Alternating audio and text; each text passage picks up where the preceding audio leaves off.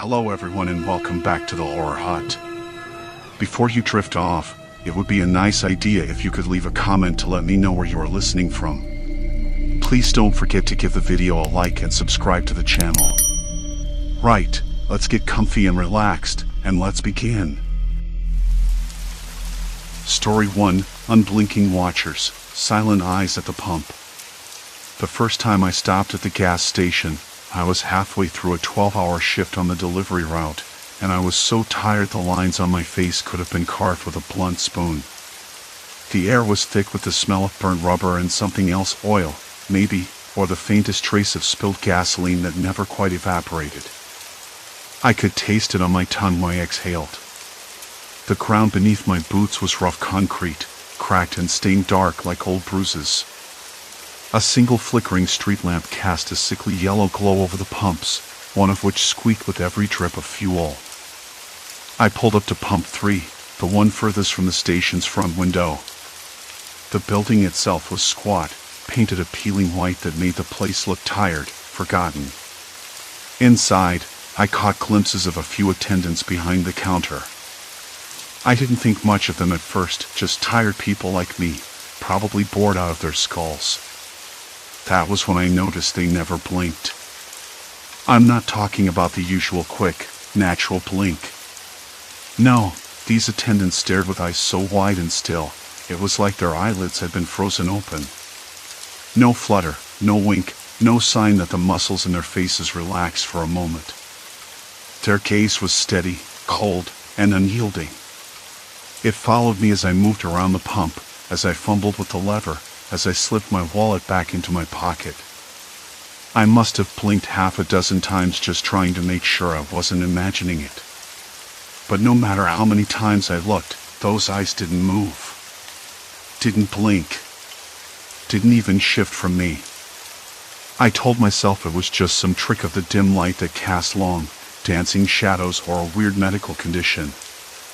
Maybe those poor souls were sleep deprived, or under some kind of medication. I tried to shake the unease off, but it stuck to my skin like the damp night air.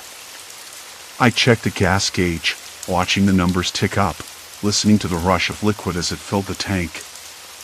I could hear the faint hum of the station's old fridge inside, the distant thump of a dog barking somewhere down the road. The air smelled colder now, sharper, like it had been scrubbed clean of warmth. When I glanced back inside, the attendants were still staring. No one spoke. No one moved. Just those unblinking eyes locked on me, memorizing. It made my skin crawl. I wanted to say something, maybe break the silence, but nothing came out. The words felt stuck like gravel in my throat. Instead, I muttered to myself, okay, just gas up and get going. I told myself I'd stop overthinking it. That was the first mistake. The second was noticing the details they seemed to be memorizing. The way I tucked my shirt into my jeans. The way I scratched at the back of my neck when I got nervous. The exact way I held the pump handle, fingers wrapped just so. Even the faint smudge of grease on my left hand from the truck's engine. I caught one attendant's eye and tried to smile, but it felt like my face was a mask. The smile didn't reach my eyes, and I could tell they registered that. The stare tightened, if that was even possible. I stepped back from the pump, heart fluttering against my ribs. The night felt suddenly heavier, like the air itself was pressing down, thick and suffocating. I wanted to leave, but part of me couldn't stop watching them watching me. I'm not proud of what happened next. I pulled out my phone and snapped a quick photo through the window, the flash briefly illuminating their faces. The attendants didn't flinch. Didn't blink. Didn't even break their gaze. A cold shiver ran down my spine. I was already regretting it. Driving away, I kept glancing in the rearview mirror, expecting to see headlights following me. But there was nothing, just the endless stretch of dark highway and the distant hum of the gas station's neon sign fading into the night. Later, when I told a friend about it, he laughed and said, maybe they're just really dedicated. You know, taking notes or something. I didn't laugh, because somewhere deep down, I knew this was no ordinary dedication. The next night, I went back. Not because I wanted to, but because something about those unblinking eyes gnawed at me. I needed to understand. When I pulled up again, the same attendants were there. Still staring. Still silent. Their faces unreadable.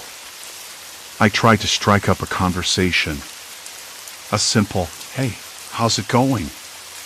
Nothing. No reply. Just silence. Complete silence. I could feel their gaze drilling into me, as if they were collecting every scratch, every wrinkle, every hesitation. I pumped the gas slower this time, trying to catch a break in their attention, but there was none. The night dragged on with a stillness that felt unnatural.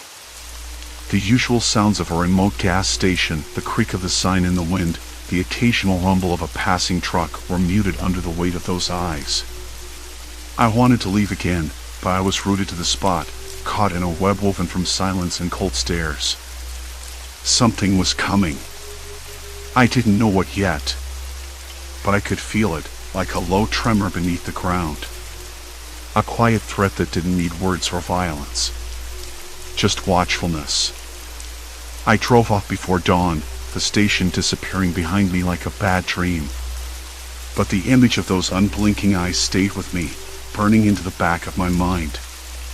That night, I didn't sleep. The silence followed me, louder than any noise, heavier than any weight.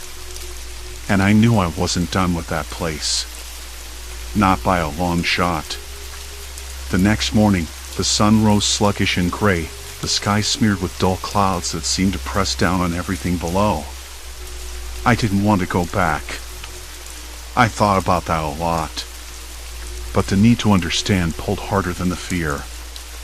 There was something about those attendants, something so thoroughly wrong in the silence between them and me.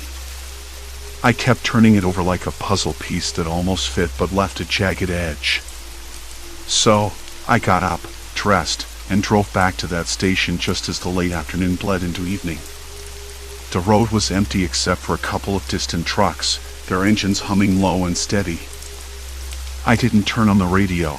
I wanted to hear everything, the crunch of my tires on gravel, the rustle of dry leaves pushed by the wind, the faint bark of a dog somewhere behind a wire fence. The gas station came into view, the flickering neon sign buzzing unevenly, casting a sickly green light over the cracked pavement. It looked even lonelier than before. I parked and sat for a moment, hands gripping the steering wheel, trying to steady the uneasy flutter in my chest. I told myself it was just nerves. Rational nerves. I was going to watch, observe, and figure out what they wanted. No more guessing. No more running. Inside, the attendant was the same, motionless except for the slow blinking of a single light overhead. I didn't look directly at him at first. Instead, I scanned the room, with its faint smell of dust and decay. The counter was cluttered with dusty candy bars, a half-empty soda cooler humming quietly, and a stack of newspapers that looked like they hadn't been touched in days. The smell was stale old coffee, faintly sour, mixed with the underlying scent of gasoline. I walked over to the pump, filling the tank slowly, deliberately, glancing up every few seconds with a casualness I hoped looked natural. But the attendant's stare was relentless, burning into me without a single blink. Across the room, a second attendant appeared, stepping out from a dim hallway I hadn't noticed before. She didn't speak. Didn't smile. Just stood there, watching. I swallowed hard. The air felt colder now, or maybe it was just me. Maybe my skin had tightened, goosebumps spreading from the back of my neck down my arms. I thought about asking a question, anything to break the silence, but the words stuck in my throat. They didn't want to talk. They had made that clear. Instead, I moved to the corner of the station where a small bulletin board hummed crookedly. Tacked to it were faded flyers, missing pets, local yard sales, a handwritten note that read, "Check your tires before heading north." I pulled out my phone and took pictures, hoping to find some clue in the background details. That's when I noticed something else, a camera, barely visible, tucked into the corner above the entrance. Its lens was dull, coated with a thin layer of grime, but it was pointed directly at the pumps, at me. My pulse quickened. They were recording. Of course they were. It wasn't just their eyes, they had a whole system. I stepped back, pretending to stretch, trying not to look too obvious. The attendants' gazes locked onto me as if they could see right through my act. No blinking. No breaking eye contact. I looked away first, heart hammering. The night deepened. A cold wind rattled the station's flimsy metal roof, carrying with it the faint, unpleasant tang of burning rubber from a distant highway. Somewhere, a dog howled. I shivered, not because of the cold but because I realized I had to push further or I'd never know what was really happening. I walked inside again, this time toward the hallway where the second attendant had emerged. The door was cracked open, revealing a dim stairwell descending into darkness. I leaned in, trying to catch any sound, any sign of life. But the hallway was silent, and the attendant stood rigid at the threshold, like a sentinel. "Is there a back room?" I asked, my voice low, tearful. Nothing. No response. Just that cold stare. I swallowed the lump in my throat and pressed on. "Look, I don't mean any trouble. I just want to understand." The words felt foolish. I was talking to a wall of silence. Then, something shifted. The attendant's head tilted slightly, not enough to break the gaze, but just enough to feel deliberate. As if they were deciding whether to let me in or not. I backed away slowly, nodding as if in agreement. I could feel their eyes drilling into my back until I was outside again, the door sliding shut behind me with a final click that echoed louder than it should have. I stood by the pumps for a long time, watching the attendants through the glass.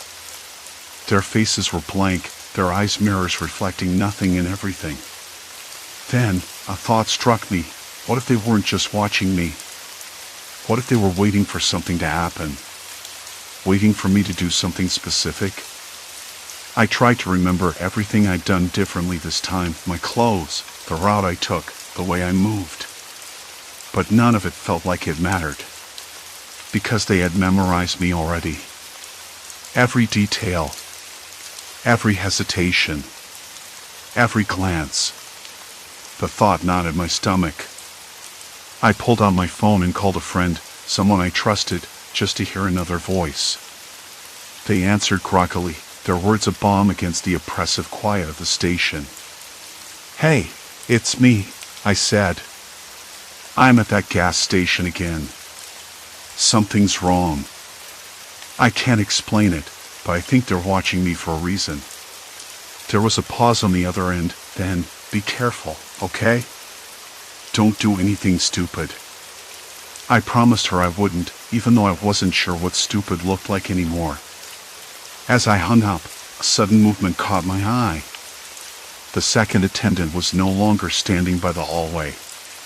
Instead, they were near the counter, adjusting something on the wall, a small, inconspicuous box. A sensor, maybe? A microphone? I blinked and then stopped. I had no right to blink around them. The tension in my shoulders tightened as I realized I was part of some unspeakable routine. A subject in a slow, deliberate experiment. But why me?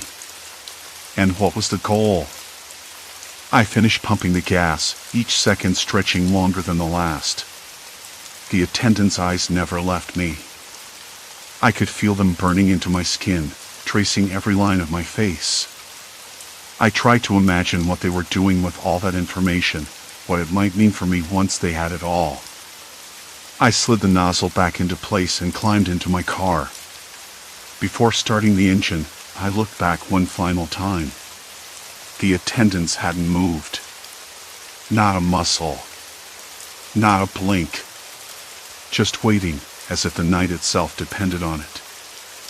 I drove away, the hum of the engine drowning out everything else. But inside, the questions multiplied, swirling faster than the road beneath me. What did they want? What was I supposed to do? And most chilling of all, how long had this been going on before I even showed up? The road stretched ahead, dark and endless, but I knew I wasn't alone. Something was following me now, hidden in plain sight, memorizing every step I took. I had to find out why. I sat in my car, the engine off, and stared at the two attendants through the windshield. The night air was thick with the scent of gasoline and something faintly metallic like old pennies and rusted iron. The hum of the highway faded behind me, swallowed by the stillness that clung to the gas station like a second skin. Their eyes were fixed on me, unblinking, unyielding. It felt like every detail about me was being scanned, logged, and stored. For what purpose? I had no clue. A sudden flicker of the overhead light caught my attention. The bulb buzzed faintly and dipped in brightness, casting long shadows that stretched out toward me. The attendant near the counter remained motionless except for the subtle twitch of fingers as they adjusted the small box on the wall again. I could almost hear the faint click of the mechanism inside, hidden behind the cheap drywall. My throat tightened. I wanted to leave, to vanish into the night and forget this place existed. But the realization hit me like a cold wave. I couldn't. Not yet. Not without answers. The strange box, they must be recording me. Not just watching, but memorizing every inch. Every crease in my jacket, every hesitation in my movements, every breath I took. I tried to shake the feeling, but it stuck. I needed to understand what I was up against. Still, the thought of stepping inside that dim, cramped store again made my skin crawl. The silence in there wasn't just silence, it was a wall. A barrier waiting to swallow me whole. The next morning, the sunlight felt sharp and intrusive as I pulled into a nearby diner, my hands still trembling from the night. The waitress handed me a cup of coffee without a word, her eyes flicking up and down like she was reading me too. I laughed quietly to myself, the absurdity of it all sinking in. Maybe I was just paranoid. Or maybe this place had seeped into me deeper than I wanted to admit. I couldn't stop thinking about the box on the wall. What if it wasn't just a sensor or microphone? What if it was something more, a device linked to other places, other people? The thought made my stomach twist. Call it paranoia or gut instinct, but I felt like I was caught in something bigger than a quiet roadside gas station. Later that day, curiosity pushed me back. I parked my car a few yards away, watching from the shadows as the sun dipped behind the hills and the gas station flickered to life. The attendants appeared, their faces blank, eyes sharp. No blinking. No smiles. Just that cold, steady stare. I stepped closer, heart pounding, trying to catch a glimpse of the box. It was smaller than I expected, a little black cube, mounted just above the counter, almost invisible unless you looked for it. I noticed a faint red light pulsing inside it, like a heartbeat. That's when I heard the muffled voices from inside. Not the attendants, but someone else. The words were low, urgent, so quiet I almost thought I imagined them. I pressed my ear closer to the glass window. Subject is here. Ready for next phase. My breath hitched. Next phase? Subject? That wasn't just surveillance. That was control. I stumbled back, heart racing. The gas station felt less like a place and more like a trap. Somewhere I was being studied, analyzed, prepared for something I couldn't yet see. I wanted to run. I wanted to scream. But the words stuck in my throat. I watched the attendants again. They didn't blink. They didn't speak. But their eyes, those terrible, unblinking eyes, seemed to burn with a purpose deeper than observation. They weren't just watching me. They were waiting for me to make a move. And maybe, unknowingly, I already had. The night came faster than I expected. I found myself behind the wheel again, rolling toward the gas station with a mixture of dread and stubborn resolve. The road stretched ahead, empty and silent except for the occasional rustle of wine through the dry grass. When I pulled in, the attendants were in their usual spots, statues frozen in place. I stepped out, the cool night air sharp against my skin. My hands trembled as I reached for the gas nozzle, but I forced myself to focus. They never blinked. Their eyes never left me. Then, as I was pumping gas, I noticed something new. The attendant behind the counter gave a slight nod. Just one. Almost imperceptible. But enough. I stopped pumping and looked up. The nod repeated, slower this time. A signal? An invitation? Or a warning? Before I could react, the door to the store creaked open. A man stepped out, middle-aged, sharp-eyed, dressed in a worn jacket that hung loosely on his frame. He didn't look like the attendants. More like someone in charge. He walked toward me with a slow, deliberate pace and stopped just close enough that I could smell the faint scent of tobacco and something antiseptic. "You've been coming here a lot," he said, voice low but steady. No smile. No warmth. Just that same coldness I had seen in the attendant's eyes. "Why?" I asked, trying to keep my voice steady. He shrugged. "Because you're important. And we need to know what you're made of." The words hit me like a punch to the gut. Important? Made of what? My mind raced, trying to catch up. "Who are you?" I said. "What is this place?" He didn't answer right away. Instead, he glanced back at the attendants, who still hadn't moved a muscle. "Some things you can't walk away from," he said finally. "Not anymore." The air around us thickened. I realized then that this wasn't just a stop on a lonely highway. It was a point of no return. I wanted to say something, anything, but the words wouldn't come. My throat was dry, my hands cold against the pump handle. The man took a step closer. "You've already been marked. The questions start now." I swallowed hard, the weight of those words settling in my chest like a stone. There was no turning back. Not this time. The man's words hung in the air, heavy and suffocating. I wanted to back away, to run, but my legs refused. It was like the ground beneath me had turned to glue. The man took another step closer, his shadow spilling over the cracked concrete between us. His eyes weren't cold like theirs. They were dark, unreadable, but there was something else, an edge of impatience, maybe even amusement. I swallowed hard, trying to find my voice. Marked. What does that even mean? The words came out rough, barely more than a whisper. He shrugged, but it wasn't the casual kind. It felt deliberate, as if carrying a silent threat. "It means you're part of this now. You can't leave." Not without answering. I glanced sideways at the attendants again. Still no blink. Still their cold, unyielding stare.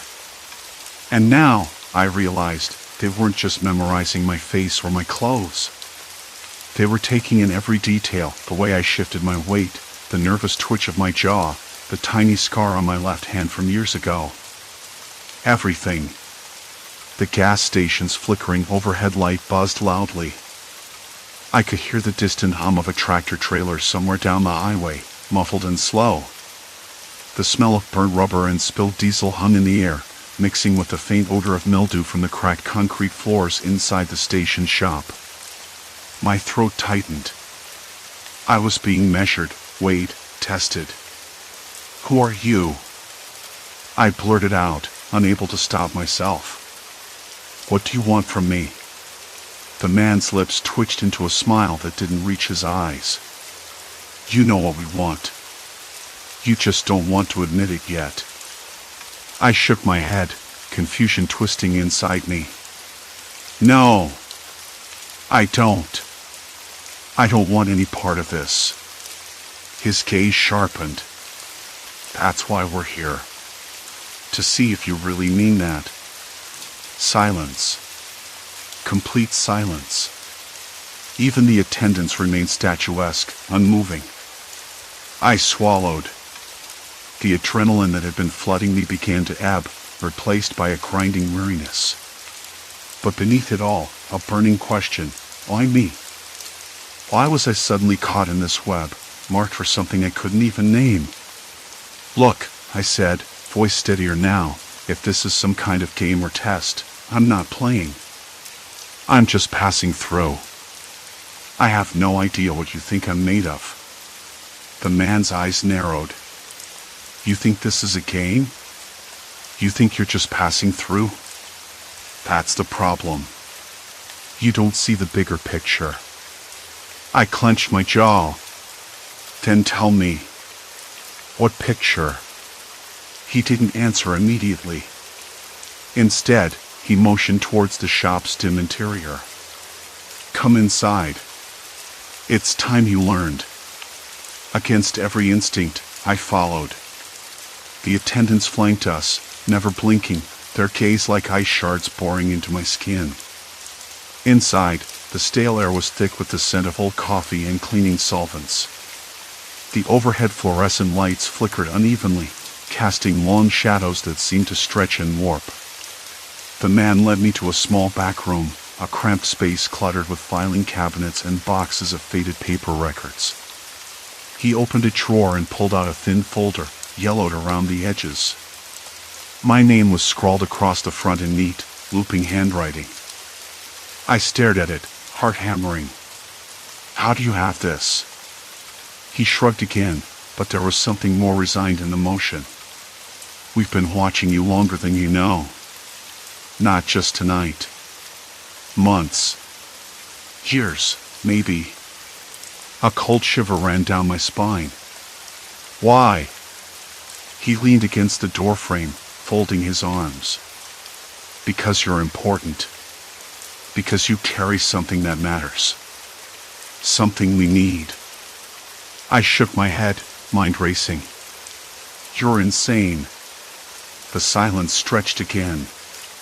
Finally, he spoke, voice low, almost gentle. Maybe. Or maybe you're just finally awake. The words echoed in the cramped room. I wanted to laugh, but the sound stuck in my throat. Awake? What did that even mean? Then I noticed the small recorder on the desk, blinking with a faint red light. I hadn't heard it start, but it was clearly capturing every word, every breath. Why are you recording this? I asked, my voice trembling despite myself. He smiled again, thin and sharp.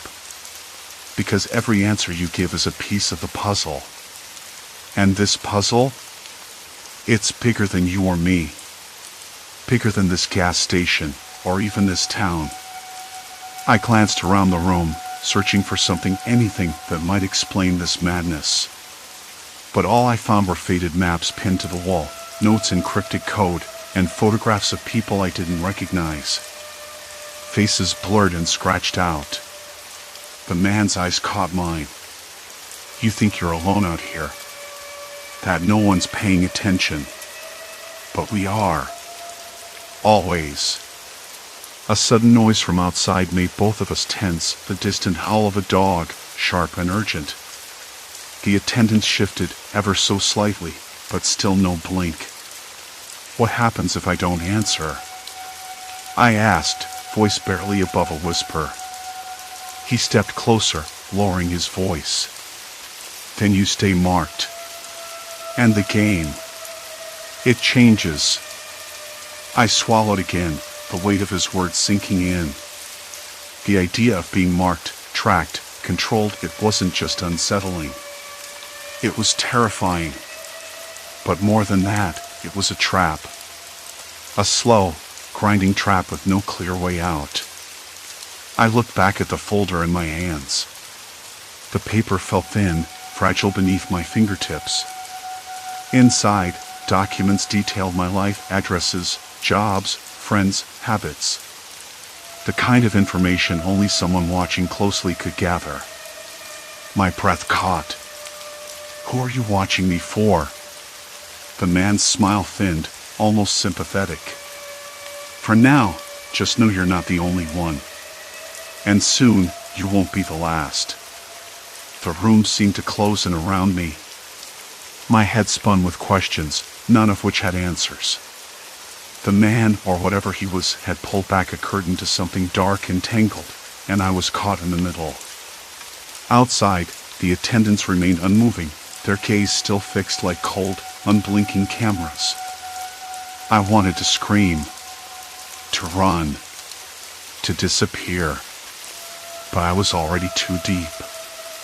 The man's voice broke through the haze. "The questions aren't over. They're just beginning." I looked at him, at the folder, at the endless night beyond the gas station windows. And I realized this was no longer about filling my tank. It was about survival. "I don't know what you want from me," I said, voice breaking, "but I'm not giving you the satisfaction of fear." He chuckled softly. "Good. That's what we're testing."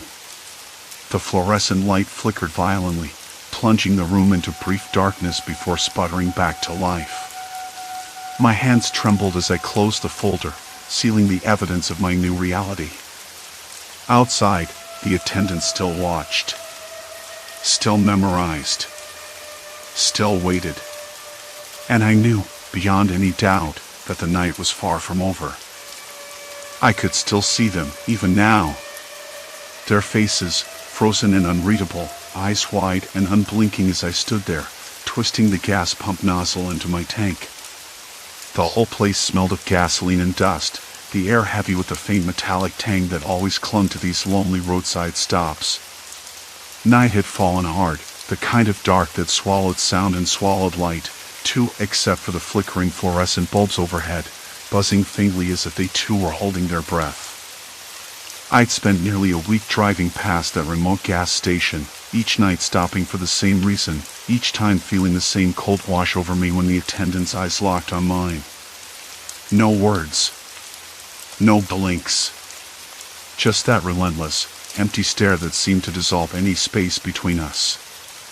I told myself it was some kind of odd ritual, something they did out of habit, but the truth was that they were watching me, not just watching, but memorizing. Every crease on my jacket, every scar on my hand, the way my breath fogged in the icy air. I could feel it pressing against my skin, the weight of their gaze like a physical thing. I hated it.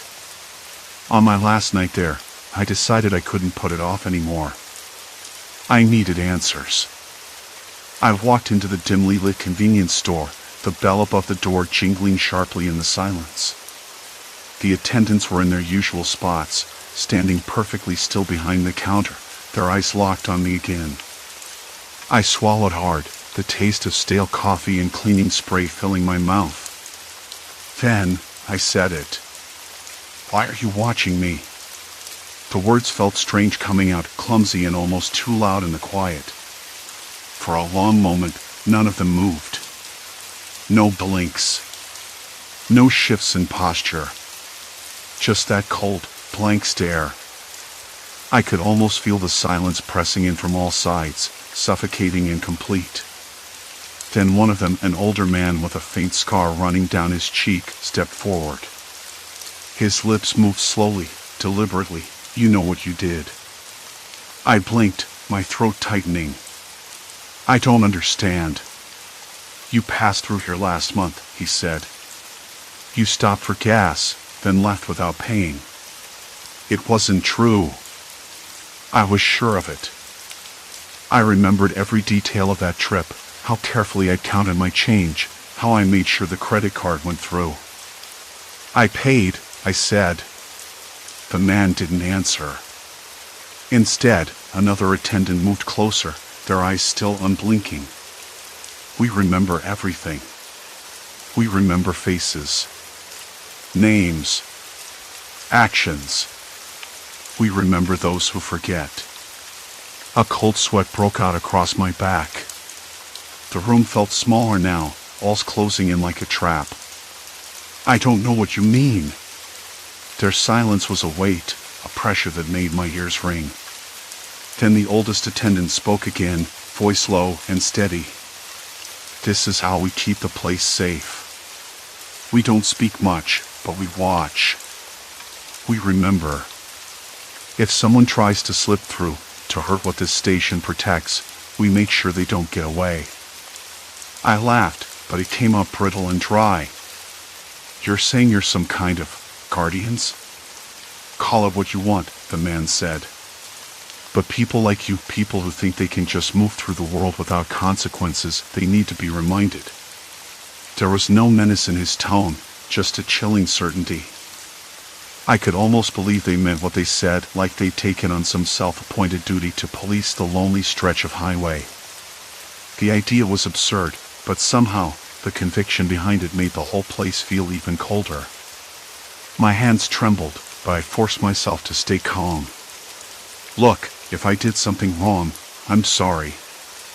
I don't want any trouble. The words felt hollow, but I needed to break whatever spell had settled over the room. I just want to move on.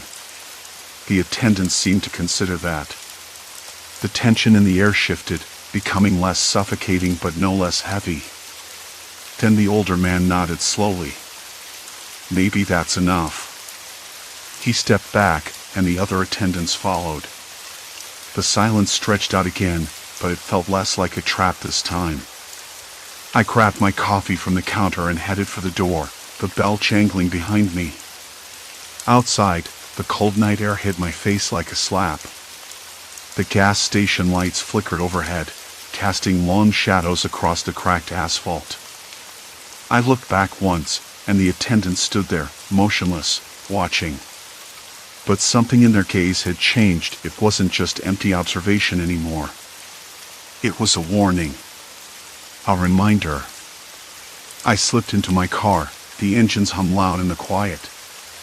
As I pulled away, the gas station disappeared in my rearview mirror, swallowed by the night. Driving down the empty highway, I realized I hadn't just been watched, I'd been marked. Not in a physical way, but in a way that lingered, like a weight pressing on the back of my neck. The attendants weren't monsters, not really. They were broken in their own way, trapped by whatever rules they'd set for themselves in that forgotten place. I could feel their purpose, cold and unyielding, like the winter wind scraping at the edges of my mind. The experience left me shaken, but also strangely clear. I'd been running from something, maybe even from myself. The gas station was a mirror, reflecting the parts of me I didn't want to see, the careless mistakes, the moments I tried to slip through unnoticed. And they held me accountable in the only way they knew how, by watching, by never blinking. The road ahead was long, and I wasn't sure where it would take me. But I knew one thing for certain, I couldn't keep pretending the past wasn't there, waiting to catch up. That night, I learned that silence could speak volumes, and that sometimes, the coldest stare is the one that forces you to face the truth. I let the highway stretch out in front of me, the dark folding into the horizon. The gas station was gone now, but the memory of those unblinking eyes stayed with me, a quiet warning etched into the edges of my mind. Maybe that was what I needed, to be seen, truly seen, even if it came wrapped in discomfort and fear. I drove on, the engine steady beneath me, and for the first time in a long while, I felt like I was moving forward. Story 2, Silent Watchers, the gas station's unblinking eyes. The night was always the same when I pulled off the highway, tired and wanting nothing more than a quick break before the last stretch of road home. I'd been on that stretch of road 100 times, sometimes more. The gas station sat like a forgotten outpost in the dark, its windows grimy with layers of dust and the faintest film of something sticky I couldn't place. The pumps looked worn, like they'd been there since the 70s. The place wasn't much to look at, but it was the attendants that made my skin crawl every single night. 3 of them, standing behind the counter inside, silent. Not a single word exchanged with me or any other customers, just watching. Always watching. Their eyes didn't blink as much as a person should. I remember the first time I noticed it, a late October night, wind whipping dry leaves along the cracked pavement.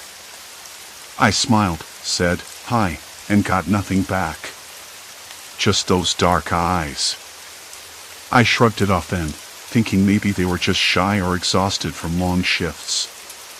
But the next night, and the next, the silence grew heavier. Like the quiet before a storm, except no storm ever came.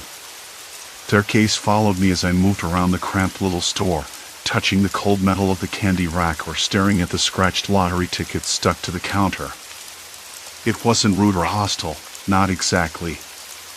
It was expectant. One night, I brought a bag of chips and a soda. The attendant, tall man, thin face, hair slicked back so it looked like he never bothered to comb it, his eyes locked on me as I fumbled with my wallet. I caught myself wondering what they were waiting for, or maybe who. I figured I was imagining it. But then, as I stepped outside again, I thought I heard a faint shuffle behind me, like someone was following. I glanced back. Nothing. Just the empty road and the distant glow of a farmhouse far off. I shook my head. I was probably just tired. The gas pumps groaned as I topped off my tank. The night air was dry, carried a faint chill that made my collar itch. Somewhere, a dog barked long and low, and then silence. The sky stretched wide and black, sprinkled with stars that seemed indifferent to whatever was going on below. I glanced back toward the station windows. The attendants were still there, silhouettes framed by the harsh white light inside. I swear one of them tilted his head slightly, as if listening to something I couldn't hear. I got back in the car, the engine whining softly as I started it, then idling. I watched the gas station in the rearview mirror, the neon sign flickering in bursts, the buzzing light above the door sputtering like it might go out any second. I'd never told anyone about this place. It felt silly, almost paranoid. Maybe I was just tired, or the road was getting to me. But something was off. Something was wrong. The following night, I stopped again. Same routine, same silence. But this time, I noticed a detail I'd missed. The old man behind the counter wore a name tag Eli, though he never moved his mouth. His eyes, sharp and unblinking, followed me as I reached for a pack of gum. "Got any mints?" I asked, trying to break the silence. Nothing. I tried again. "No." "Okay." He nodded once, almost imperceptibly, but didn't speak. I felt a sudden tightness in my chest, like the air had thickened. The fluorescent lights hummed louder, and I became aware of the dust motes dancing in the stale air. The faint smell of motor oil mixed now with something else, something metallic, cold. Outside, a car passed on the highway, headlights briefly illuminating the cracked asphalt. The sound was distant but sharp, breaking the oppressive quiet. I turned back to the counter. Eli's gaze hadn't wavered. On impulse, I asked, "Who's the other one?" nodding toward a woman standing a few feet away, hands folded neatly in front of her, eyes fixed on the floor. Still, no answer. Just that same unblinking stare. I paid and left, heart beating a little faster than it should. Over the next few nights, the pattern repeated. I'd pull in, fill the tank, buy the same snacks, and exchange the same empty greetings. The attendants never spoke, but their eyes grew heavier, almost like they were waiting for something, someone. One evening, I arrived just as a late summer storm had begun to roll in. Thunder grumbled far off, and the first fat drops of rain splattered the pavement. I watched as the attendants moved behind the counter, glancing toward the door as if expecting a visitor. The woman, her name tag read Mara, pressed her lips together, the muscles in her jaw twitching slightly. I stood frozen, the rain soaking through my jacket, the smell of wet asphalt filling the air. I wanted to ask what they were waiting for, but the words stuck in my throat. Instead, I said, "Looks like a bad one coming." No response. Then, just as the wind picked up, I caught a glimpse through the window, beyond the pumps, near the edge of the lot, a figure standing still. Too far to see clearly, but definitely there. I blinked, and it was gone. My hands trembled as I slid into the driver's seat. The rain pounded the roof in sharp, uneven bursts. The gas station's neon sign sputtered and died, leaving the building bathed in a dull, flickering light from inside. The attendants remained motionless behind the counter, their silence now a heavy presence pressing in around me. I started the car, the engine roaring to life. Before I pulled away, I glanced one last time at the station. That's when I realized the attendants weren't just watching me. They were waiting for something or someone that never left. I didn't sleep much that night. By morning, the dull ache behind my eyes was more than fatigue. It was the weight of uncertainty. I found myself staring at the rearview mirror more than the road, half expecting to catch something lurking behind me. The sun was weak, filtered through thick clouds, and the world outside seemed washed out, like a photo left too long in the rain. I needed to go back. Driving back felt like sinking deeper into quicksand, but I told myself I wasn't imagining things. There had to be a reason for those silent stares, for the figure that vanished before I could get a proper look. Maybe I was chasing ghosts, but if so, they were the kind that could still reach out and touch you. The station looked different in daylight, less menacing, but somehow more unsettling. The cracks in the concrete were sharper, the paint peeling in jagged flakes, the windows smudged with grime. I parked a few feet from the pumps, careful not to block any paths. I wanted to be casual about it, but my hands still trembled as I grabbed my notebook from the glove compartment. Inside, the air, cold and heavy with silence, was thick with the faint scent of old coffee and something else, something metallic, like rust or dried blood. I couldn't tell if it was real or just my imagination running wild. The two attendants were there, of course, standing behind the counter like statues carved from stone. Their eyes locked onto mine the moment I stepped in. No words, no gestures. Just that same oppressive silence. I forced myself to speak. "Morning," I said, my voice sounding too loud in the empty room. No response. "Do you work here all the time?" Still nothing. I swallowed. "I was here last night. I saw someone out back." "Did you see them too?" One of the attendants shifted slightly, just enough for me to notice. It was subtle, but enough to confirm they weren't blind or deaf. The other attendant blinked once, slowly. Their eyes were dark, too dark to read. The kind of eyes that make you feel like you're the one being examined under a microscope. I cleared my throat. "Is something wrong? Are you waiting for someone?" They didn't answer, but the longer I stayed, the heavier the silence grew. It wasn't just absence of sound, it was like the air itself was thickening, pressing against my skin, squeezing around my chest. I didn't know if it was fear or frustration, but I couldn't stay. I left the notebook on the corner of the counter, scribbled with questions. "Who are you waiting for? Why don't you speak? What happened here?"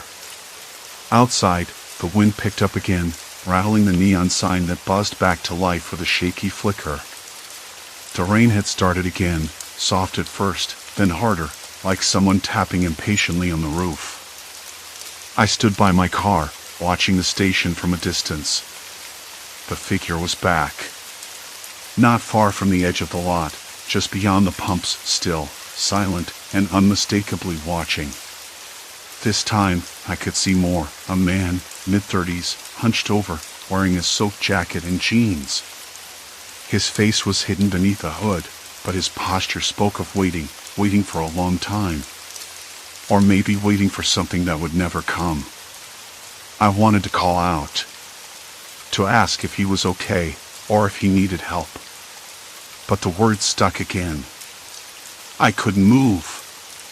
Something in the way he stood, the way the attendants watched him through the window, made me freeze like a deer caught in headlights. Finally, the figure turned and disappeared into the shadows behind the station. I waited for a moment, heart pounding so loud I thought it might burst through my ribs. The rain blurred the edges of the world, and the neon sign flickered one last time before going dark again. I realized then that whatever was going on at that gas station wasn't just some random oddity.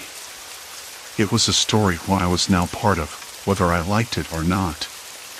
The next day, I found myself back in the nearby town, poking around the local diner. I figured someone there might know something. A place like this, remote and half-forgotten, always has its stories. People who don't talk much, but who watch everything with sharp eyes. The waitress was a thin woman with tired eyes and a cigarette-stained voice. She didn't smile when I asked about the gas station. You mean the place on Pine Ridge? Folks don't stop there much anymore, she said, wiping a sticky table with a rag that looked as worn as the floor. Place has a reputation. Strange things happen there. People go in and don't come out the same. I leaned forward. What kind of strange things? She glanced around like she expected someone to be listening. People disappearing. Late at night. Sometimes they show up again, different. Like they've been changed. Her voice dropped. Others, well, they never come back at all. I tried to keep my face calm, but my fingers drummed nervously against the table. Do you think the attendants are involved? She shrugged. I don't know if they're involved or just scared. Nobody talks to them. They don't talk back. Just stare. Her words settled over me like a thick fog. I wanted to ask more, but the diner's bell jingled loudly as a man stepped inside, shaking off rain like a wet dog. The waitress nodded toward him. That's Tom. If anyone knows about Pine Ridge, it's him. Tom was older, with a face that looked carved from years of hard living and harder decisions. He carried himself like someone who had seen things no one else had, and wasn't eager to talk about them. I caught his eye and offered a cautious smile. I'm trying to understand what's going on at that gas station. Maybe you can help. He didn't answer right away. Just stared at me, long and steady, as if weighing whether I was worth the trouble. Finally, he said, You're poking a hornet's nest, friend. Best to leave it alone. But I couldn't. Not now. Because something had started, and I was already tangled in it. That night, I drove back again. The rain had stopped, and the air was damp and cold, smelling like wet earth and distant fire. The neon sign buzzed weakly, casting a sickly glow over the cracked pavement. The attendants were in their usual spots, watching. And the figure was there too, standing just beyond the pumps.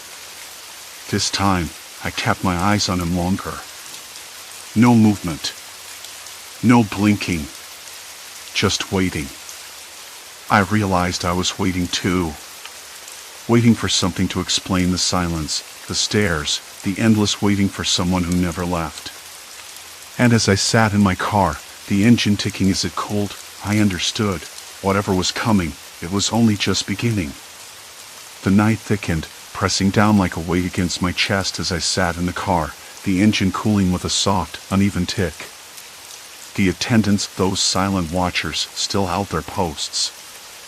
Their eyes, glassy and unblinking, were fixed on something beyond the gas pumps, beyond even the lonely figure that stood motionless just beyond the flicker of the street lamp. I followed their gaze, but it led nowhere. No headlights. No approaching car. No footsteps. Just empty black. I tried to steady my breathing. In through the nose, out through the mouth. But the silence was a presence, thick and palpable, like it might fill the car, squeeze the air from my lungs. The rain had stopped, but the smell of wet earth was heavy, mingled with the faint, acrid tang of burnt rubber and something else, stale, metallic, like old blood or rusted iron. I couldn't place it. I didn't want to. I started the engine again, the rattle of the old V6 breaking the silence, but the attendants didn't flinch. They didn't acknowledge me. They just watched. Watched. It was then I noticed the shadows shifting. Not from the trees or the flickering light. Something else. Movement behind the building. Slow, deliberate. I squinted but saw nothing concrete. Only a flash of a pale sleeve, then nothing. My hands tightened on the steering wheel. I remembered the man who'd warned me, the one who said I was poking a hornet's nest. Best to leave it alone, he'd said, eyes dark and unreadable. But I couldn't. Not anymore. I was already too deep in the quiet, in the waiting. I stepped out of the car on a sudden impulse. The cold air hit me like a slap, and the wet pavement soaked through my shoes almost instantly. The neon sign above hummed, casting a sick glow that made the shadows dance grotesquely around the pumps. The attendants didn't move. Didn't even blink. I walked toward the building, the rough plaster wall cool under my palm. The door was unlocked, creaking slightly when I pushed it open. Inside, the fluorescent lights buzzed overhead, flickering in a slow, maddening rhythm. The smell here was worse: oil, dust, and something like decay. I swallowed hard. The counter was empty. No register, no snacks, no magazines, just a dusty ledger lying open, yellowed pages fluttering slightly in the stale air. I bent over it, squinting at the faded ink. Names. Dates. Times. A list of arrivals and departures, but all the departures stopped about 6 months ago. After that, only arrivals. And the names, some familiar, others strange, none matched any license plates I'd seen. One entry caught my eye, the waiter, scrawled in shaky handwriting. No date, just a time, 11:47 p.m. Exactly the time I'd been stopping here. I heard the door behind me click shut, slow and deliberate. I spun around, heart hammering, but the room was empty. Still. Silent. Then I felt it, the gaze. That cold, unyielding stare through the glass. I looked back out the window. The attendants stood in their usual places, eyes locked on the figure beyond the pumps. But now, the figure had moved closer, stepping into the harsh glow of the neon light. A man. Middle-aged, ragged clothes, face obscured by shadow. He didn't speak. Didn't blink. Just waited. My throat tightened. I realized then that the attendants weren't just watching him, they were waiting for him. For that man. The one who never left. But why? And why was I drawn here, night after night, like a moth to a flame that promised nothing but cold? I wanted to leave. I did. Every instinct screamed to start the engine, drive away, pretend none of this had ever happened. But I was rooted to the spot, caught in a web of silence and expectation that I couldn't escape. The attendant behind the counter moved then, slowly stepping into the dim light. For the first time, his lips parted, not to speak, but to smile. A thin, cracked smile that didn't reach his eyes. He pointed toward the back room, then to me. No words. Just a gesture. Curiosity pulled me forward, despite every warning. The door to the back creaked open, revealing a narrow corridor lit by a single bare bulb. The air was colder here, damp and thick. I stepped inside. Behind me, the door clicked shut. And somewhere deep in the shadows, the faintest sound of breathing, not mine. I was no longer the visitor. I was part of it. The corridor stretched before me, the faint light flickering as if struggling against the darkness pressing in on all sides. My footsteps echoed softly, each one swallowed almost immediately by the stillness. I tried to steady my breathing, to silence the growing knot of panic twisting in my gut. The sound of the breathing was closer now, but not steady. It was uneven, shallow, like someone holding back a secret or a sob. I reached a fork where the walls converged, the bulb above flickering violently before plunging the hall into near total darkness. My heart slammed against my ribs. I fumbled for the door at the left, fingers grazing the cool metal handle just as a whisper brushed past my ear, a voice so faint I couldn't catch the words, but it chilled me to the bone. "Don't trust the light," it breathed. My hand froze. The room beyond the door was pitch black, but I forced myself inside. The door thudded shut behind me, sealing me in black silence. The air was thicker here, carrying a scent of old paper and something metallic like iron or blood. My eyes strained, adjusting to the dark, when suddenly a shape coalesced ahead, a figure hunched in the corner. It shifted, and the faint glow of red eyes caught mine. I wanted to run, to scream, but my limbs refused to obey. The figure smiled again, thin and cracked, the same chilling smile from the man at the front. "Welcome," it said softly. "You're finally home." The darkness pressed against my skin like thick velvet, heavy and suffocating. "Welcome," the figure whispered again, voice cracked like old paint. "You're finally home." I wanted to argue, to scream that I didn't belong here, but my throat was dry and tight. My hands trembled against the wall, fingers brushing rough plaster that felt damp, almost sticky. I swallowed hard. The room smelled like a forgotten cellar, stale and sharp at once. I tried to push past the terror that gripped me, focusing on the faint hum of a leaking pipe somewhere nearby. The silence was absolute, except for that constant, low, irritating "Who are you?" I managed, voice hoarse, breaking the thick quiet. The figure didn't answer. Instead, it shifted slightly, the red eyes narrowing.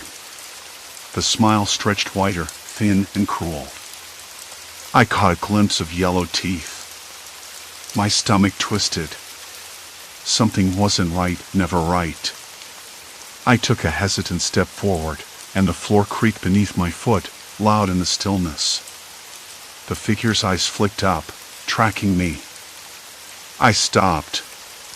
The room was smaller than I thought, walls closing in with every heartbeat. "Why are you here?" I asked again, voice steadier this time. "What do you want?" No reply. Only that smile, like a cracked mirror reflecting something broken. A sudden rush of air brushed my neck, cold and sharp, making goosebumps prickle across my arms. I spun around, heart thudding so loud I was sure it would burst through my ribs. Nothing. Just the black void. Then a whisper, so faint I almost didn't catch it, "Don't trust the light." I blinked, confusion twisting in my chest. Was that the same voice from the hallway? The one that sent chills sliding down my spine? I swallowed again, tasting the bitter metallic tang as my fingers grazed the door handle. It gave slightly under my touch, cold and unyielding. "Why?" I asked the darkness, voice cracking. The figure rose slowly, a shadow peeling itself off the wall. Its movements were deliberate, almost hypnotic. The red eyes locked onto mine as it stepped forward, each movement measured, silent. My back hit the wall. No room left to retreat. "Because it blinds you," it said softly, voice dripping with something I couldn't name. It hides what waits beneath. I swallowed hard. Every instinct screamed at me to run, but the door wouldn't budge. I wasn't sure if I wanted it to. A sudden, sharp scrape echoed somewhere in the distance, metal on concrete. The figure's smile faltered for a fraction of a second, eyes flicking toward the sound. I followed its gaze, heart hammering. Behind it, the faint outline of another shape appeared, darker, more solid. My breath caught. "Who's there?" I called out, voice trembling. "Show yourself." No answer. Only that unsettling silence, thick and heavy as the air, cold and heavy with silence shifted, smelling now of something fouler, like rot beneath the earth. The second figure stepped forward, revealing itself in the dim, red glow. It wore the same expressionless mask of silence as the attendants at the gas station, the ones who never spoke but always watched. Their eyes were empty, yet somehow filled with a terrible knowledge. I swallowed again, the bitter taste burning at the back of my throat. The attendants. They were here. Watching. Waiting. The first figure's smile twisted into something colder, more calculating. It took another step closer, narrowing the space between us. I could hear my pulse pounding in my ears, loud and relentless. The cold seeped deeper into my bones. "Home," it repeated, voice low and deliberate. "You belong here now." "No," I whispered, shaking my head. "I don't." A laugh, soft, cruel, escaped from the second figure. No warmth in it. Only menace. "You have no choice," it said, voice like gravel sliding down a hill. "You've been coming here every night, drawn like a moth to the flame. But the flame's a lie. The light blinds you, hides the truth. And the truth doesn't leave." My hands clenched into fists, nails pressing into the palms, grounding me. I wasn't going to give in. Not yet. Not here. "Why do you watch me?" I demanded. "What are you waiting for?" The figures exchanged a glance, brief but electric. Then, almost in unison, they stepped back, fading slightly into the shadows. The room seemed to breathe, the air thickening, colder still. "Because," the first figure whispered, voice barely audible, "you're not alone. And you never will be." The door behind me creaked suddenly, the lock clicking. Light spilled in from the hallway, fragile, flickering, unreliable. My heart leapt. I moved toward it, desperate, hands shaking as I gripped the handle. But just before I could pull it open, a hand, cold and heavy, closed over my wrist. The touch was ice. Paralyzing. "Don't trust the light," the first figure said again, voice low and urgent. 1,000 questions screamed in my mind, but the room was closing in, shadows crawling up the walls. The attendant's silence wasn't empty. It was waiting. Watching. Hunting. I knew then the gas station wasn't just a stop on a lonely road. It was a trap. And I was caught inside its dark orbit. The light flickered once more, then went out. Complete darkness. The cold grip tightened, dragging me backward into the abyss beyond the broken glass door. My heart pounded like a drum in the silence, every breath shallow, every step echoing in the dark. The first figure's hand was ice, but steady, like an anchor in the chaos. "Stay close." "They don't like noise," the voice whispered again, barely more than a breath.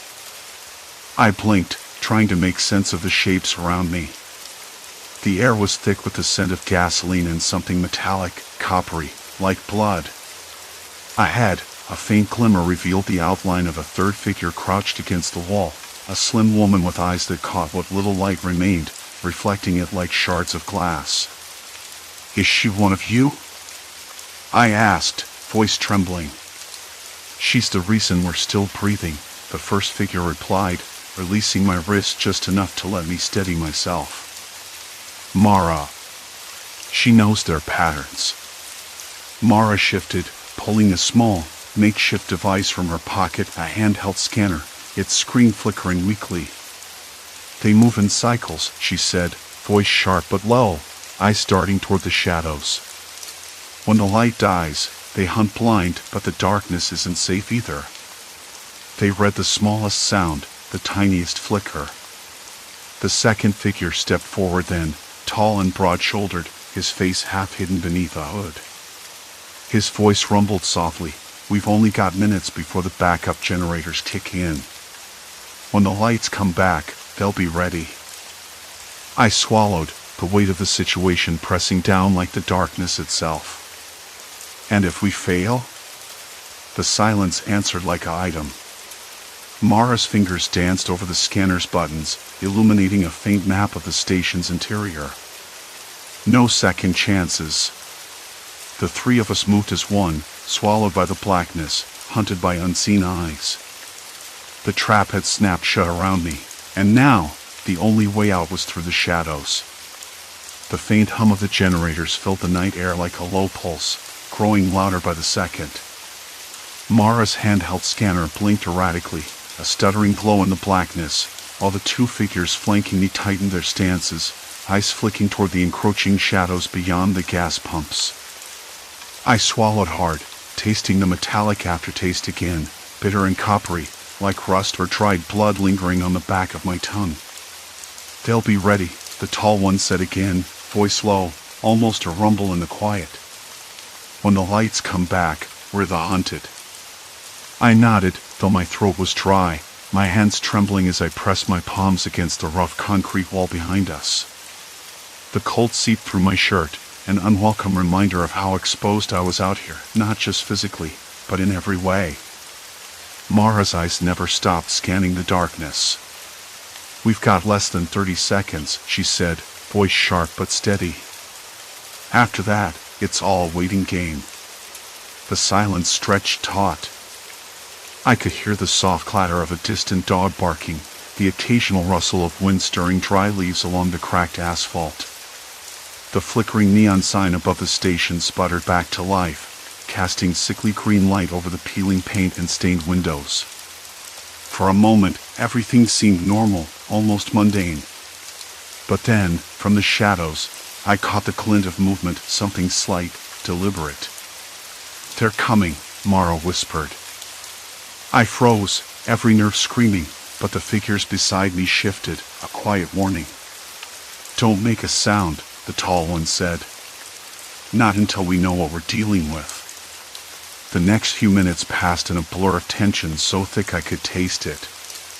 The attendants inside the gas station remained silent, their eyes fixed on the approaching shapes from beyond the pumps. Their faces, pale and hollow, didn't look like human faces anymore, more like masks carved from desperation and exhaustion.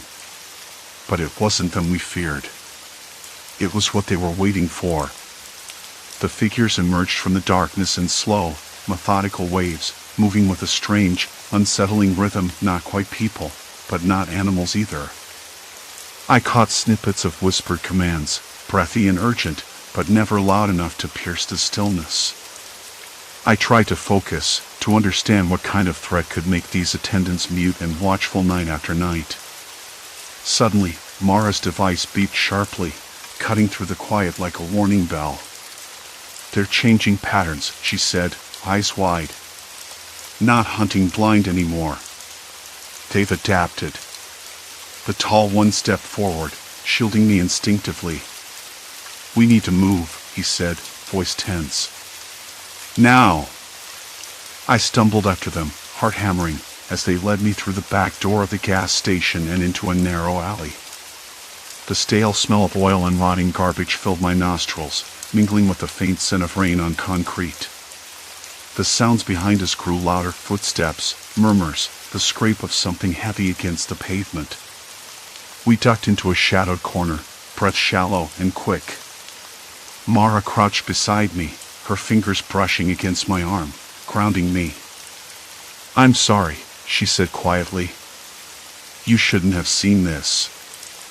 I wanted to argue, to demand answers, but the weight of fear pressed down too heavily. Instead, I nodded, letting the silence stretch between us. The night dragged on. We didn't move again until the first pale light of dawn seeped into the sky, washing the world in muted grays and blues. The threat didn't disappear with the dark, it simply retreated, waiting for the next cycle. When the sun finally broke through the clouds, I found myself sitting alone on the cracked curb outside the gas station. The attendants were inside, their faces blank, eyes still watching but no longer urgent. The strange figures had vanished like smoke.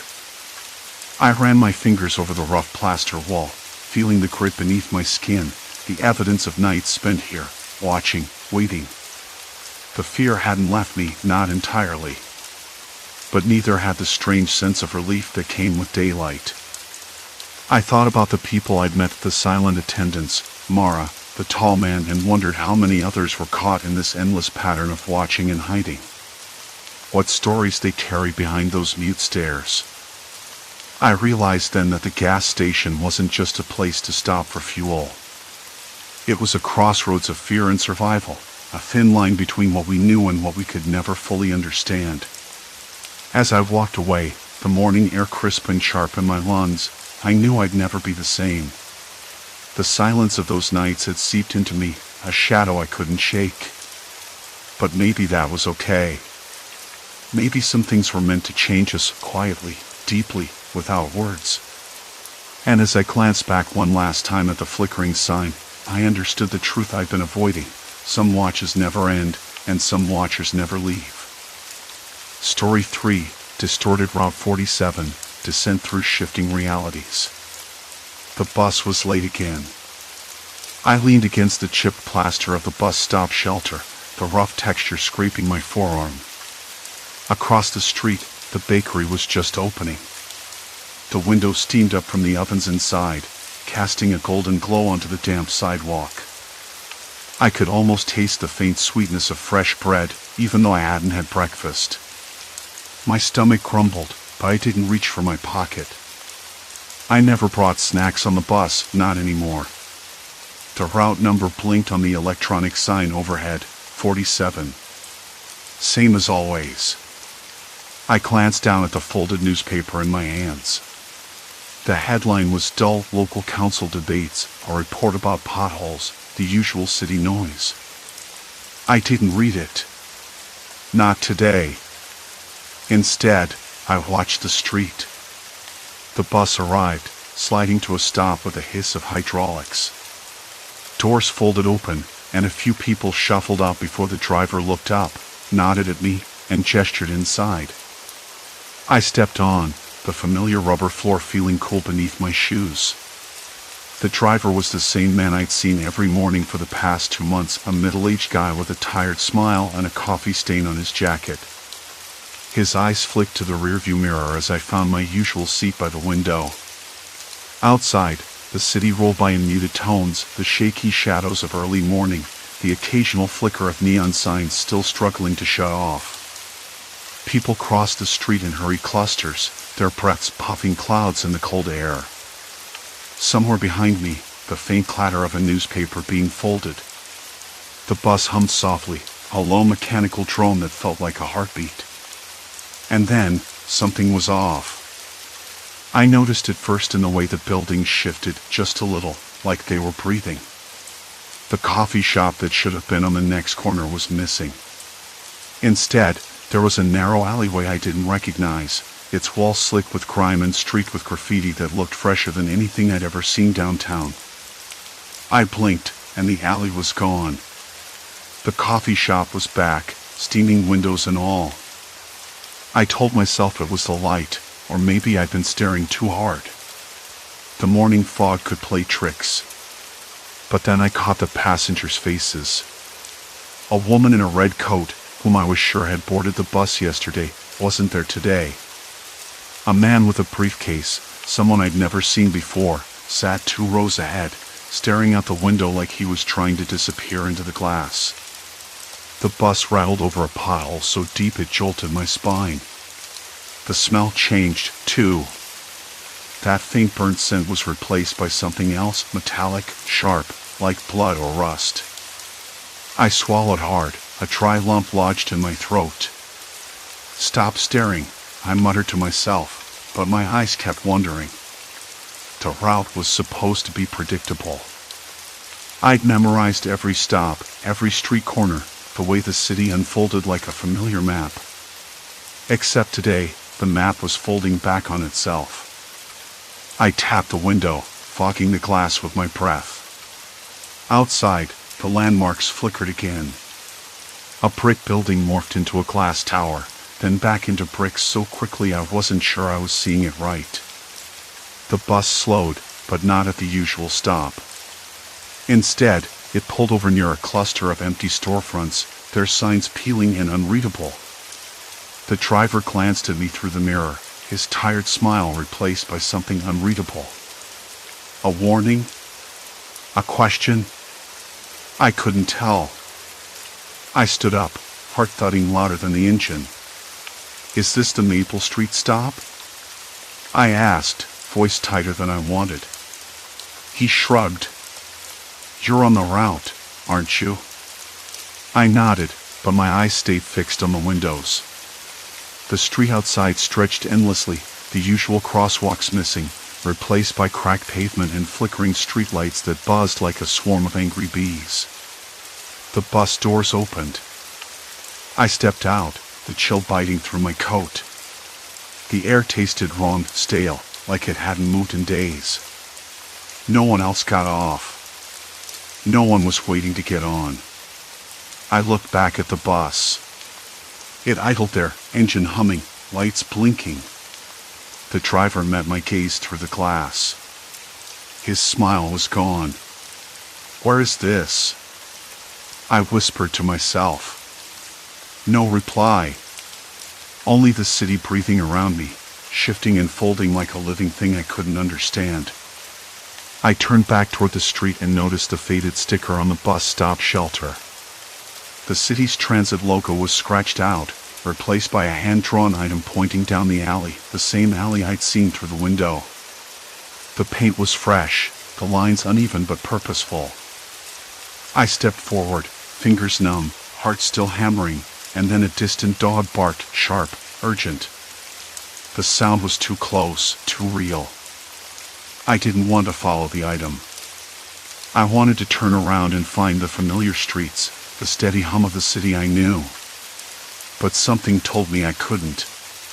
Not today. Not anymore. The bus's engine revved behind me.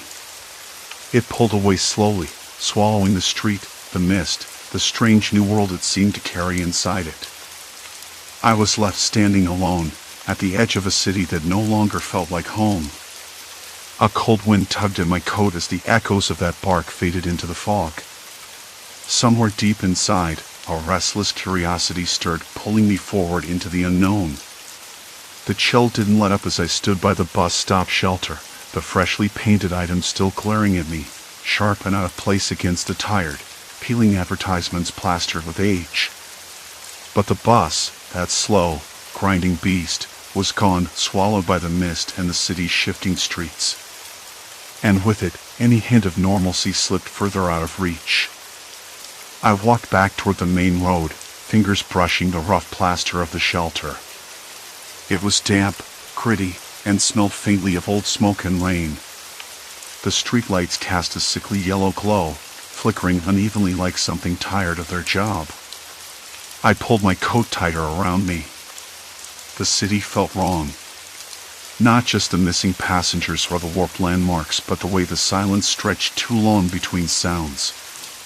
Like the spaces between heartbeats when you're waiting for something bad to happen. I decided to go home, if that was still a word that meant anything. I needed to piece this together, to make sense of the vanishing people and the strange new markers cropping up like weeds. But the walk back was anything but simple. Turning a corner, I passed a small cafe that was usually bustling even late at night. Tonight, it was dark and locked, the windows opaque with grime. A few feet beyond, The street name sign was scratched nearly clean, only a couple of letters still visible. ING Street. I thought it was odd because I was sure this was supposed to be King Street, the one I passed every day on the bus. I stopped, head cocked, trying to shake off the uneasy feeling crawling up my spine. A faint tapping sound came from somewhere nearby, steady, rhythmic, like a metronome out of sync with the city's usual noise. I turned toward the alley the item had pointed to, the one I'd glimpsed through the bus window. The alley was darker than the street, shadows pooling thickly between cracked bricks. I thought about the dog's bark again, sharp and close. The thought made my stomach twist. I told myself I wasn't going in there. Not yet. Instead, I pulled out my phone. The screen was cracked, a spider web of fractures, but it still worked. I checked the transit app, hoping for some reassurance, some sign of normal routes or schedules. The map flickered on, but the bus route was different. Not just altered stops, but entire streets missing or replaced by strange new lines that didn't match anything I'd ever seen. I zoomed in. The bus I'd been on last night was shown looping endlessly, a circular route that overlapped itself like a twisted knot. The stop where I stood was marked as inactive but still blinking in red. That didn't make any sense. I put the phone away and looked around again. The streetlights flickered faster now. The tapping noise grew louder, coming from behind a dumpster. My heart jumped. I wanted to run, but my feet stayed rooted. A figure stepped out from the shadows, tall, head down, hands shoved deep in the pockets of a threadbare coat. They didn't speak at first, just stared at me with eyes that seemed too sharp, too cold for a random stranger. Lost? The voice was low, almost a whisper. I swallowed. Maybe. They studied me a moment longer, then nodded toward the alley. You're following the signs, aren't you? The ones nobody put up. I didn't answer. How could I explain that I didn't know, that I was trying to understand what was happening to the city? The transit system, they said, voice barely above the tapping now growing louder in my ears. It's not what you think. It's a network. A trap. Layers upon layers, designed to keep people moving but never letting them leave. I wanted to laugh, but the words stuck in my throat. It sounded insane, but maybe not as insane as what I'd already seen. Why? I finally asked. The figure shrugged, stepping closer so their face was half lit by a flickering street lamp. Control, they said simply. They watch everything. Everyone. And if you try to break the loop, they erase you. Or worse. Who are you? I asked, voice barely steady. They paused, then handed me a small folded piece of paper. The edges were worn, the ink faded but still readable. Meet me at the old depot. Midnight. Before I could respond, they disappeared into the darkness, swallowed by the maze of alleys that had taken on a life of their own. I looked down at the paper, my hands trembling despite the cold. The old depot wasn't far, but it was a place I'd avoided for years, a decaying relic of the city's past, rumored to be abandoned and unsafe. Yet, the thought of sitting still, doing nothing, felt worse. I needed answers. I needed to find out who was behind the shifting routes, the missing people, the strange markings. By the time I reached my apartment, the city was nearly silent. Even the usual hum of distant traffic felt muted, as if the entire place was holding its breath. Inside, I locked the door behind me and leaned against it, my breath shaky. The paper rested heavy in my palm.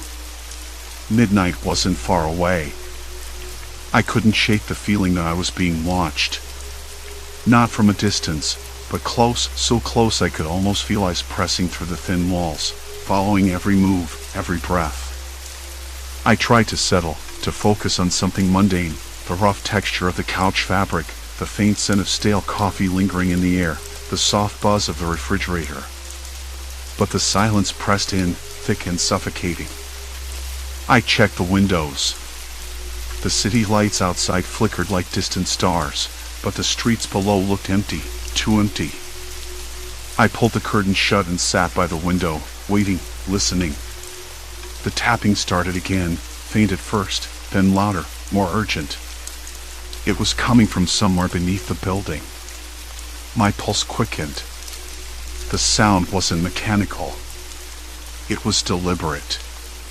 Someone was trying to communicate. A sudden knock at the door made me jump.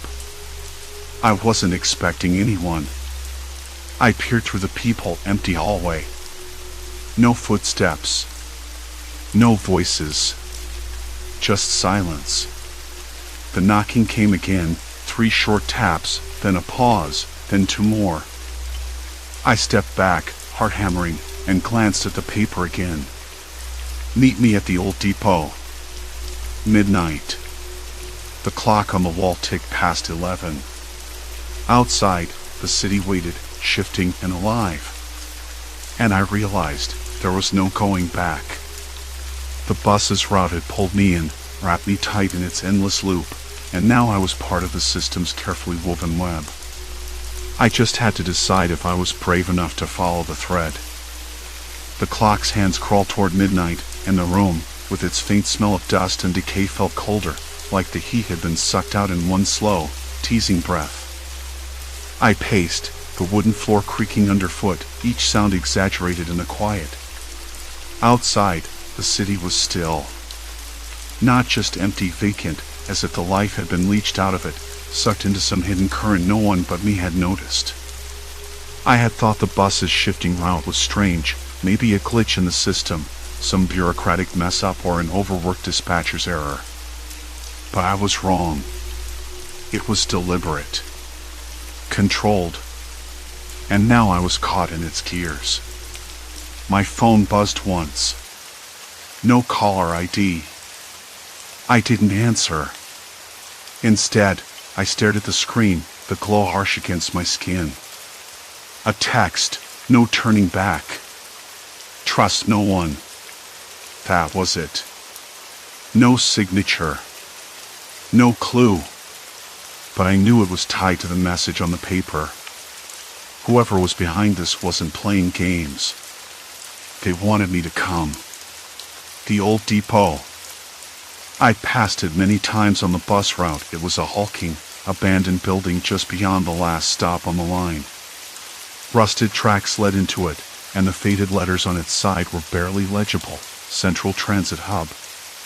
The place was a ghost, left to rot when the city's transit system got privatized years ago. Or so I thought. Now, it was the only place I could go. I threw on a jacket and slipped out before the clock struck 12. The night air hit me like a wall, damp, smelling of wet concrete and something metallic, maybe the city's own decay. The streets were dead. No cars, no late-night wanderers, just the occasional distant bark of a dog and the soft hum of street lamps flickering overhead.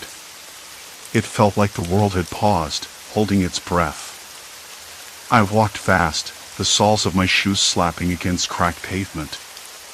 My eyes darted to every shadow. Was I being watched? I imagined cameras hidden behind cracked glass, lenses tracking me invisibly. The bus route's strange behavior suddenly made sense. If the transit system was a trap, then this city was a cage. When I reached the depot's iron gates, they were unlocked. That should have been a relief, but it wasn't. The gates creaked open with a groan like a warning. Inside, the air was thick, heavy with dust and old oil. The floor was littered with scraps of paper, shattered glass, and rust flakes. The silence pressed against my ears, broken only by the distant drip of water somewhere deep inside. I called out, "Hello?" My voice sounded small, swallowed by the cavernous space. No answer, just an echo that bounced back at me, mocking and hollow. I moved deeper, each step stirring up memories of a place long forgotten. The depot's walls were crumbling plaster and graffiti, faded slogans from a time when this was a hub of movement, connection. Now it felt like a tomb. Near the center, a flickering light caught my eye. A single bare bulb dangled from the ceiling, swaying gently, casting strange shadows. Beneath it stood a figure, back to me, hands folded neatly behind. "Are you the one who sent the message?" I asked, voice steadier than I expected. The figure didn't turn immediately. Then, slowly, they did. An older man, sharp eyes framed by tired wrinkles. He wore a plain jacket and a lanyard with an ID badge that read Transit Authority. "You came," he said simply. "Who are you?" "Why me?" I couldn't hide the urgency. He stepped forward, the light revealing a face both weary and intense. "Because you noticed. Because you didn't look away." I swallowed hard. "Noticed what?" He gestured around the depot. "The system isn't what it seems. The bus route, the shifts, the disappearances, they're all part of an operation designed to trap people. To isolate them. To control them." "Control? Why? Who's behind this?" He hesitated. "Not who, but what. The city's transit network has been co-opted by a faction within the government, using surveillance and psychological manipulation. They monitor every passenger, every route, every stop. But it's more than observation. They engineer fear, confusion, isolation. They want to break down any sense of community, trust, even reality itself." I felt my stomach turn. "You're saying this is some kind of social experiment?" "In a way," he said, "but with real consequences. People vanish off the buses, from the stops. Others appear, but they're not who they claim to be. Agents planted to reinforce the illusion, to keep control. The route shifts to disorient, to separate you from any potential allies." I shook my head, trying to process. "But why me? Why draw me in?" "Because you resist. You've questioned the pattern. And that makes you dangerous." A noise echoed from the far end of the depot, a soft tapping, rhythmic, deliberate. I froze. The man's eyes narrowed. "They know you're here." "Who?" I whispered. "The Watchers. They never stop. If you run now, you'll only get lost deeper in the system. If you stay, you might find a way out. But there is no easy escape anymore." The tapping grew louder, echoing off the walls like a countdown. My pulse pounded in my ears. I glanced toward the sound. Shadows moved just beyond the light's reach. "Listen," the man said urgently, "you have to decide. This is the point of no return. Once you step outside, the routes will change again, and you won't find your way back. You're trapped. Trapped." The word hit me harder than anything else. I swallowed the lump in my throat and nodded, voice barely steady. "I'm in. What do I do?" He handed me a small device, nothing more than a battered pager with a cracked screen. "This will help you navigate. It's connected to a hidden network, bypassing the main system's controls. Follow its signals. Trust no one else." I clutched the device, its weight oddly comforting. The tapping stopped abruptly, replaced by silence. Then the man spoke, quieter now. "One last thing. You're now alone, but you can't trust the people who seem to be on your side. The system uses them, too. Watch their eyes. Watch their hands." A shiver ran down my spine. I looked at him, searching for reassurance. He gave a faint, grim smile. "Welcome to the real city." Before I could respond, the entrance behind me slammed shut, the echo bouncing through the depot like a closing coffin lid. I spun around, heart in my throat, but the door was locked tight. No way out. My phone buzzed again. A new message lit the screen. The loop tightens. Move fast. Outside, the city breathed, alive and watching. I was already inside its maze, and every step forward meant leaving the old world behind. I pocketed the pager and took a deep breath. There was no turning back now. The door didn't budge. I pressed my palm against the cold metal, the rough texture biting into my skin like a warning. Outside, the city's hum felt distant, muffled, as if someone had turned down the volume on life itself. The pager in my pocket vibrated again, sharp and insistent. The loop tightens. Move fast. I swallowed hard, throat dry, and glanced around the dark depot. Faint light flickered from a cracked overhead fixture. The buzzing was almost rhythmic, like a heartbeat struggling to keep pace. I wasn't sure if it was the dim light that cast long, dancing shadows or my mind playing tricks, but shadows seemed to stretch and warp in the corners, pulling at the edges of reality. The man's words echoed in my head. Trust no one. Watch their eyes. Watch their hands. I didn't know whom to trust anymore, maybe not even myself. I crouched and pulled the device from my jacket, fingers trembling slightly as I tried to focus on the screen. The signal was weak, fragmented. A series of numbers and coordinates flickered before resetting. Was this a breadcrumb trail or a trap? I pinched the bridge of my nose and tried to steady my breathing.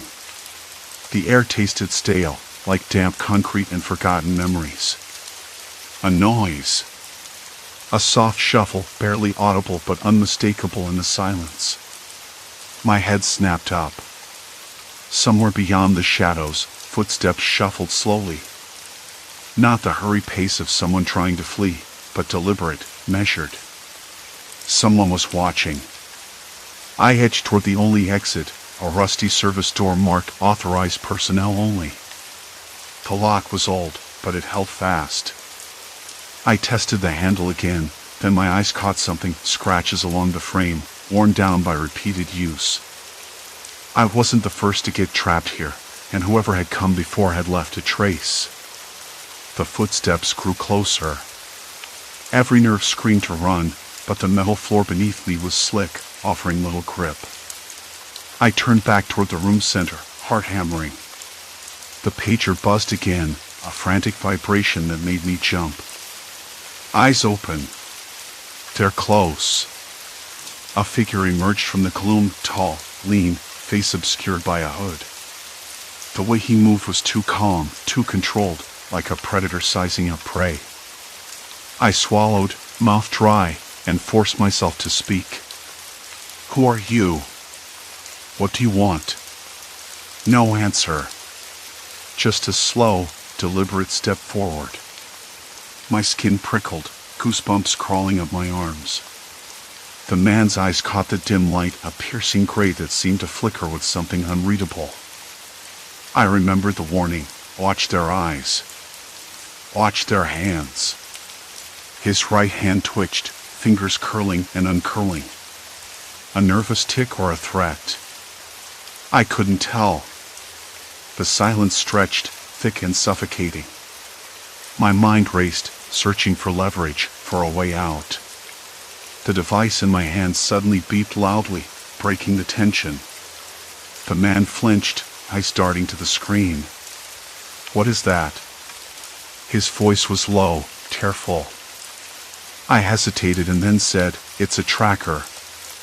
Part of the system. It's how they keep tabs on us. My voice cracked. I'm trying to find the loop's source. He took a step back, hands raised slightly, in surrender or just to show he wasn't a threat. You don't know what you're messing with. The loop isn't just a glitch. It's a cage. And some of us are guards. Guards? I echoed, trying to keep my voice steady. Why would anyone want to trap people on a bus route? Control, he said simply. Isolation is the key. Break people down, make them believe no one's coming for them. The city watches through every camera, every sensor. If you step out of line, if you try to escape, they send someone like me. A cold realization spread in my chest. This wasn't random or accidental. It was deliberate. A human design, a machine of psychological torment. I swallowed again, my hands clammy. Then why tell me any of this? He shrugged.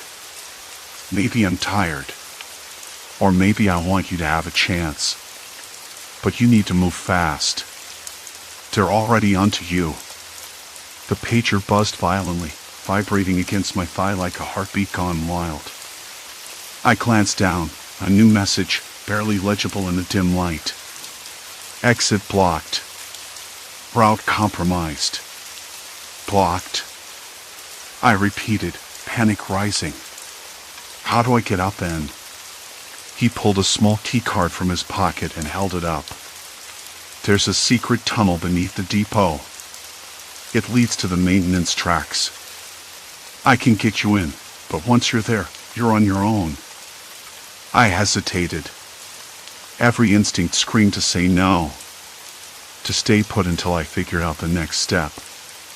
But the door behind me was still locked tight.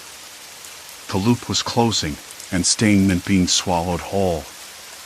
Okay, I said, voice barely above a whisper. Show me. He nodded and led me to a rusted grate near the back wall. The keycard slid into a slot, and with a metallic click, the grate shifted open, revealing a narrow, dark passage below. A musty smell wafted up, wet earth, oil, and something faintly metallic. I peered down into the darkness. The air was cool, damp, and smelled like forgotten tunnels. I could hear the distant rumble of trains beneath the city, a low vibration that resonated through my bones. The man glanced at me, eyes sharp. Once you're down there, don't stop moving. The system's eyes are everywhere. If they catch you hesitating, they'll lock everything down. I swallowed the lump in my throat and climbed down, fingers scraping against the cold metal ladder. The walls were grimy, layered with years of dust and dirt. My boots echoed on the concrete floor below. The man followed, then closed the grate with a heavy thud. Darkness swallowed me whole. I fumbled for my phone, but the screen was blank. No signal. No help. Just the device in my hand, buzzing with static and cryptic coordinates. I forced myself to focus, following the faint glow of exit signs overhead. The tunnel twisted and turned, a labyrinth beneath the city's surface. The air grew colder, dampness seeping through the cracks in the walls. Every sound echoed, my breath, my footsteps, the distant dripping of water. The silence was heavier here, oppressive. Suddenly, a faint voice whispered from somewhere ahead, so soft I thought I imagined it. Don't trust the eyes. My heart slammed against my ribs. I spun, straining to see through the shadows, but nothing moved. The voice repeated, a little louder this time, but still a murmur. Don't trust the eyes. I shook my head, trying to dispel the creeping panic. Was it another trap? Or a warning from someone else caught in the maze? The line between reality and paranoia blurred. Then, a flicker of movement caught my eye. A figure, no, two slipping between the shadows ahead. I told myself, one last time. One last ride on that bus. If it didn't break the loop, I have to find a way out on my own, or give in. I wasn't sure which option terrified me more. The early morning air was sharp, biting at my cheeks as I stood waiting on the cracked sidewalk, the smell of wet asphalt still strong from the night's rain. The city was quiet, almost preternaturally so, as if it was holding its breath. Only the distant hum of a generator and the occasional metallic clang from somewhere underground punctuated the silence. I remembered the first time I noticed it, the subtle shift in the route, the passengers who blinked out of existence like bad reception on a phone call. I thought I was losing it, until the bus driver gave me a look, something like recognition, or maybe warning. The bus itself had become a machine not just for transport but for isolation, a vessel where reality bent and frayed until I wasn't sure if I was the prisoner or the prisoner's mind. That morning, the bus arrived as usual, its headlights cutting through the mist. I climbed aboard, the worn leather of the seats creaking under my weight. The driver nodded, a tight, thin smile that didn't reach his eyes. I sat near the back, where the shadows seemed to linger longest, and watched as familiar faces appeared and vanished. The old man with the newspaper, the woman with the oversized scarf, the teenager who tapped rhythmically on her phone. All there, then gone, replaced by strangers I didn't recognize. The route started normally, familiar streets, the same graffiti-tagged walls, the same dull gray sky. But then the bus took a turn I hadn't seen before, down a narrow street that looked like it had been erased from city maps. The buildings here were older, their brickwork crumbling, windows boarded up or stained with grime. The smell changed to damp and musty, mixed with something faintly metallic, like rusted pipes leaking somewhere beneath the ground. I wanted to ask the driver where we were going, but the words stuck in my throat. Instead, I watched the passengers. One by one, they began to disappear, standing up mid-ride and vanishing into thin air as the bus lurched forward. No one else seemed to notice. No one reacted. I blinked hard, convinced I'd imagined it, but the empty seats remained empty. By the time we reached the end of that shadowed street, only I and the driver remained. The bus slowed, then stopped. Outside the windows, the city was gone. Instead, there was a vast, empty expanse of cracked concrete, broken streetlights casting long, sickly shadows. The silence was complete. Why am I here? I finally asked, my voice barely above a whisper. The driver's smile widened, but his eyes stayed cold. You're not anywhere, really. Just a place between places. A waiting room for those who don't move forward. I swallowed, the taste of bile rising in my throat. I went off. You can't leave until you understand, he said, voice low and steady, like a teacher repeating a lesson to a stubborn student. I looked out the window again, searching for any sign of the city I knew. Nothing but the cracked concrete and the flickering street lamp. I pressed my forehead against the cold glass. The weight of all those lost days, the erased faces, the unspoken fears, it crushed me. I closed my eyes, trying to steady my breathing, trying to find a foothold in this shifting nightmare. When I opened them, the bus was moving again. The city reassembled itself piece by piece, buildings snapping back into place, the familiar hum of life creeping into the air. The passengers returned, one by one, as if nothing had happened. But something inside me had changed. I caught the driver's eye in the mirror. What do you want from me? I asked. He shrugged, a gesture so human it was almost pathetic. To see if you'll fight, or if you'll surrender. To watch how isolation shapes you. I felt the heat rise to my face. You mean, you're watching me? Like an experiment? Not exactly. His voice was quieter now, almost tired. More like a mirror. But the reflection isn't always clear. The bus slowed again, pulling up to a stop I recognized, the last one before my apartment. I stood, feeling my legs tremble beneath me.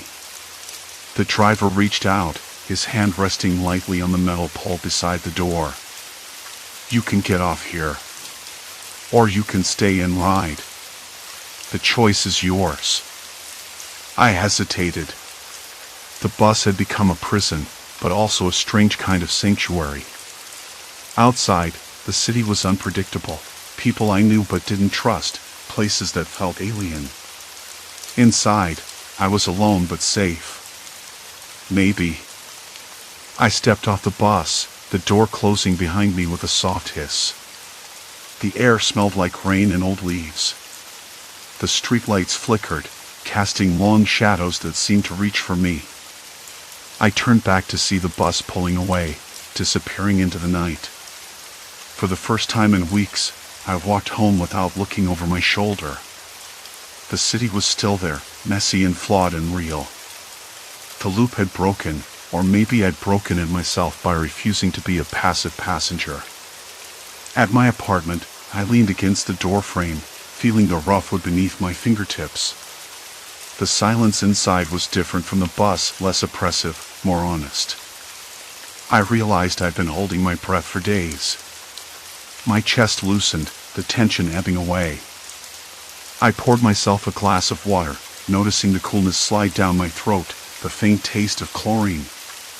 Outside, a dog barked somewhere down the street, a human sound that grounded me. Sitting by the window, I watched the city carry on, flawed, imperfect, unknowable. And somehow, that was enough. No more loops, no more shifting routes. Just the messy, unpredictable reality of life, with all its discomforts and surprises.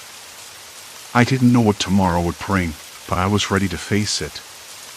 Not as a passenger trapped in a ghost bus, but as someone who could choose where to go. The city was watching, yes. But now, I was watching back. Story 4, Paralyzed Presence, When Nightmares Intrude. The first time it happened, I thought I was dreaming. I wanted to scream, but only silence came out. I tried to reach for the lamp on the nightstand, but my arms were useless. The air felt thick, heavy, and cold enough to make the back of my neck crawl. Then, as suddenly as it began, it ended.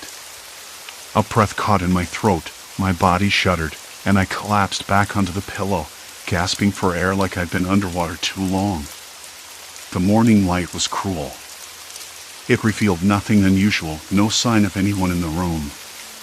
No footprints. No disturbances on the floor. Just the ordinary clutter of my bedroom, a pile of books on the dresser, the faint scent of coffee from the kitchen downstairs, and the dull hum of the radiator. I told myself it was just sleep paralysis. Everyone gets it, right?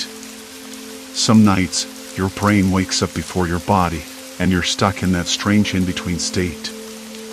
I'd read about it once in a magazine, probably while half asleep. But then, why had it felt so real? Why had I seen that figure so clearly, like a person breathing, waiting? I didn't say a word about it to anyone. Not to my sister, who lived a few blocks away and called every morning to check in. Not to my coworkers, who would have probably laughed it off or told me to get more sleep, which I was trying to do, honestly. I wasn't sure I wanted to sound crazy. Besides, who would believe me? The days after were quiet. Routine, predictable. I walked the same route to the coffee shop every morning, nodding to the barista who already knew my order by heart: black coffee, no sugar. The smell of espresso beans, bitter and warm, was somehow comforting. At work, I buried myself in spreadsheets and emails, the clatter of keyboards and murmur of voices a welcome distraction. My apartment was small, nothing fancy, but it felt like home, a faded blue couch, a raggedy rug that had seen better days, and a window that looked out onto a narrow alley where stray cats sometimes lounged. But then the second night came, and with it, the paralysis again. This time, the figure was closer. I swear I could hear the faint scrape of shoes against the floor, the soft rustle of fabric. It didn't move. It just stood there, watching. I tried to focus on the sound of my own breathing, slow and steady, as if that could anchor me back into my body. Eventually, the spell broke, and I was free, drenched in sweat, heart hammering like a drum in my chest. In the morning, I noticed something strange. A single muddy footprint on the wooden floor by my bedroom door. It was small, too small to be mine, and definitely not my cat's. I checked the window locks, they were secure. The door was bolted from the inside. I looked everywhere for a sign of how it had gotten there, but found nothing. No dirt on the hallway floor, no broken glass, no sign of anyone else having been in the apartment. I told myself it was nothing. Maybe I'd imagined the print, or maybe it was from a delivery person who'd come in with muddy shoes before I woke. But it didn't sit right. The echo of that night's paralysis lingered longer this time, like a shadow stretching across the floor even in daylight. The neighborhood felt different too. People I'd seen every day for years had started disappearing. Mrs. Alvarez from the corner store hadn't been there for 2 days. Her usually chatty grandson told me she'd gone to visit family out of state, but something in his eyes said otherwise. Then there was Mr. Jenkins across the street. His car was still parked out front, but his mailbox was overflowing, and his garden was turning wild. I asked around, but no one seemed to know where he'd gone. The strangest part was the silence. Usually, the street buzzed with the sound of kids playing, lawnmowers, the occasional dog barking. Now, it felt hollow, like the neighborhood was holding its breath. At dusk, when the sun dipped below the rooftops and the sky turned a bruised purple, the shadows seemed to thicken, pressing against windows and doorways. I found myself double-checking locks every night, peering out through the curtains, listening for the slightest sound. The flicker of the street lamp outside would catch my eye, then fail again, and I'd blink, wondering if I was imagining things. My hands trembled sometimes when I reached for the light switch. One evening, after locking the door for what felt like the 20th time, I heard a faint tapping at the window. Not loud, more like a soft, deliberate rhythm. Tap. Tap. Tap. I froze, breath caught. Then nothing. I told myself it was a branch brushing in the wind or maybe a bird landing on the sill. But the timing was off, there was no wind that night. I didn't sleep well. I tried to read, but the words blurred on the page. The coffee in the morning tasted bitter, sharper than usual. I caught my reflection in the hallway mirror and didn't recognize the pale, drawn face staring back. The figure from the night was still there, somewhere just out of sight. I felt it every time I closed my eyes, waiting, watching. I told myself I'd call the police if it happened again. But what would I say? That a ghost was standing in my room? I laughed at the thought, though the laugh was hollow. I'm not sure when the fear started to turn into something else. Not dread, exactly. More like a slow, tightening knot in my stomach that refused to loosen. The feeling that I was being watched, really watched, was no longer confined to the night. In the daylight, I kept my blinds closed more than usual, avoiding the neighbors' eyes when I passed them on the street. I stopped answering the door unless I was absolutely sure who it was. I told myself it was paranoia, that I was just tired. But still, I couldn't shake the feeling that whatever was out there, it was moving closer. And then, a note appeared. Not slipped under the door or left in the mailbox, no, it was taped to my apartment wall, just above the light switch. A scrap of plain white paper, with a single word written in messy, hurried letters, close. I stared at it for a long time, the paper trembling slightly in the draft from the cracked window. The words sank into me, cold and sharp. Closer than I imagined. Closer than I wanted to believe. I wanted to tear it down, burn it even, but my hands wouldn't move at first, like they were as frozen as they had been in the night. When I finally peeled it off, I kept it folded in my pocket. I don't know what's coming next. But I know one thing for sure, I'm not alone. Not by a long shot. The note stayed folded in my pocket all through the night, pressing against my thigh like a secret too heavy to carry but impossible to leave behind. I didn't want to move, but the day demanded it. I kept expecting the paralysis to return, that cold lock inside me, but it didn't. Instead, a gnawing unease settled in my chest. The note's single word, close, echoed again, louder now, as if it had a voice of its own. The first thing I did was check the door. The lock clicked smoothly, no sign of forced entry, no scuffs or scratches on the frame. Still, the faintest impression of something was there, a smudge of dirt, maybe, or a fingerprint that didn't belong. I swiped a damp cloth over it, but it didn't go away. It felt deliberate, like a message I couldn't read. I paced the apartment, trying to find any other signs, any clue that might explain what was happening. That's when I noticed it, just outside the window, on the fire escape railing, a thin line of mud. Fresh. Not there yesterday. I crouched down, eyes narrow, tracing the pattern with trembling fingers. It was a handprint, smeared and incomplete, but unmistakably human. My pulse quickened. Someone had been close enough to reach the window. Closer than I had imagined. I stuffed the note back into my pocket and went out to the hallway, every step hollow and cautious. The apartment building was almost silent, unusually so for mid-morning. No kids shouting, no music blaring, just the distant hum of traffic and the occasional cough from a neighbor. I stopped outside my neighbor's door, Mrs. Callahan's, and knocked softly. No answer. Not unusual, at first. She was elderly and sometimes went days without leaving her apartment. But the mail was piling up, and the smell of something sour, rot, maybe, seeped faintly from under the door. I pressed my ear to the wood, heart hammering. Nothing but silence. Later that afternoon, I heard from another neighbor, Mr. Lewis, who lived down the hall. He said Mrs. Callahan hadn't been seen for 3 days. No one had spoken to her since last weekend. I thought she was just sick, he said, voice low and uncertain, but now I'm not sure.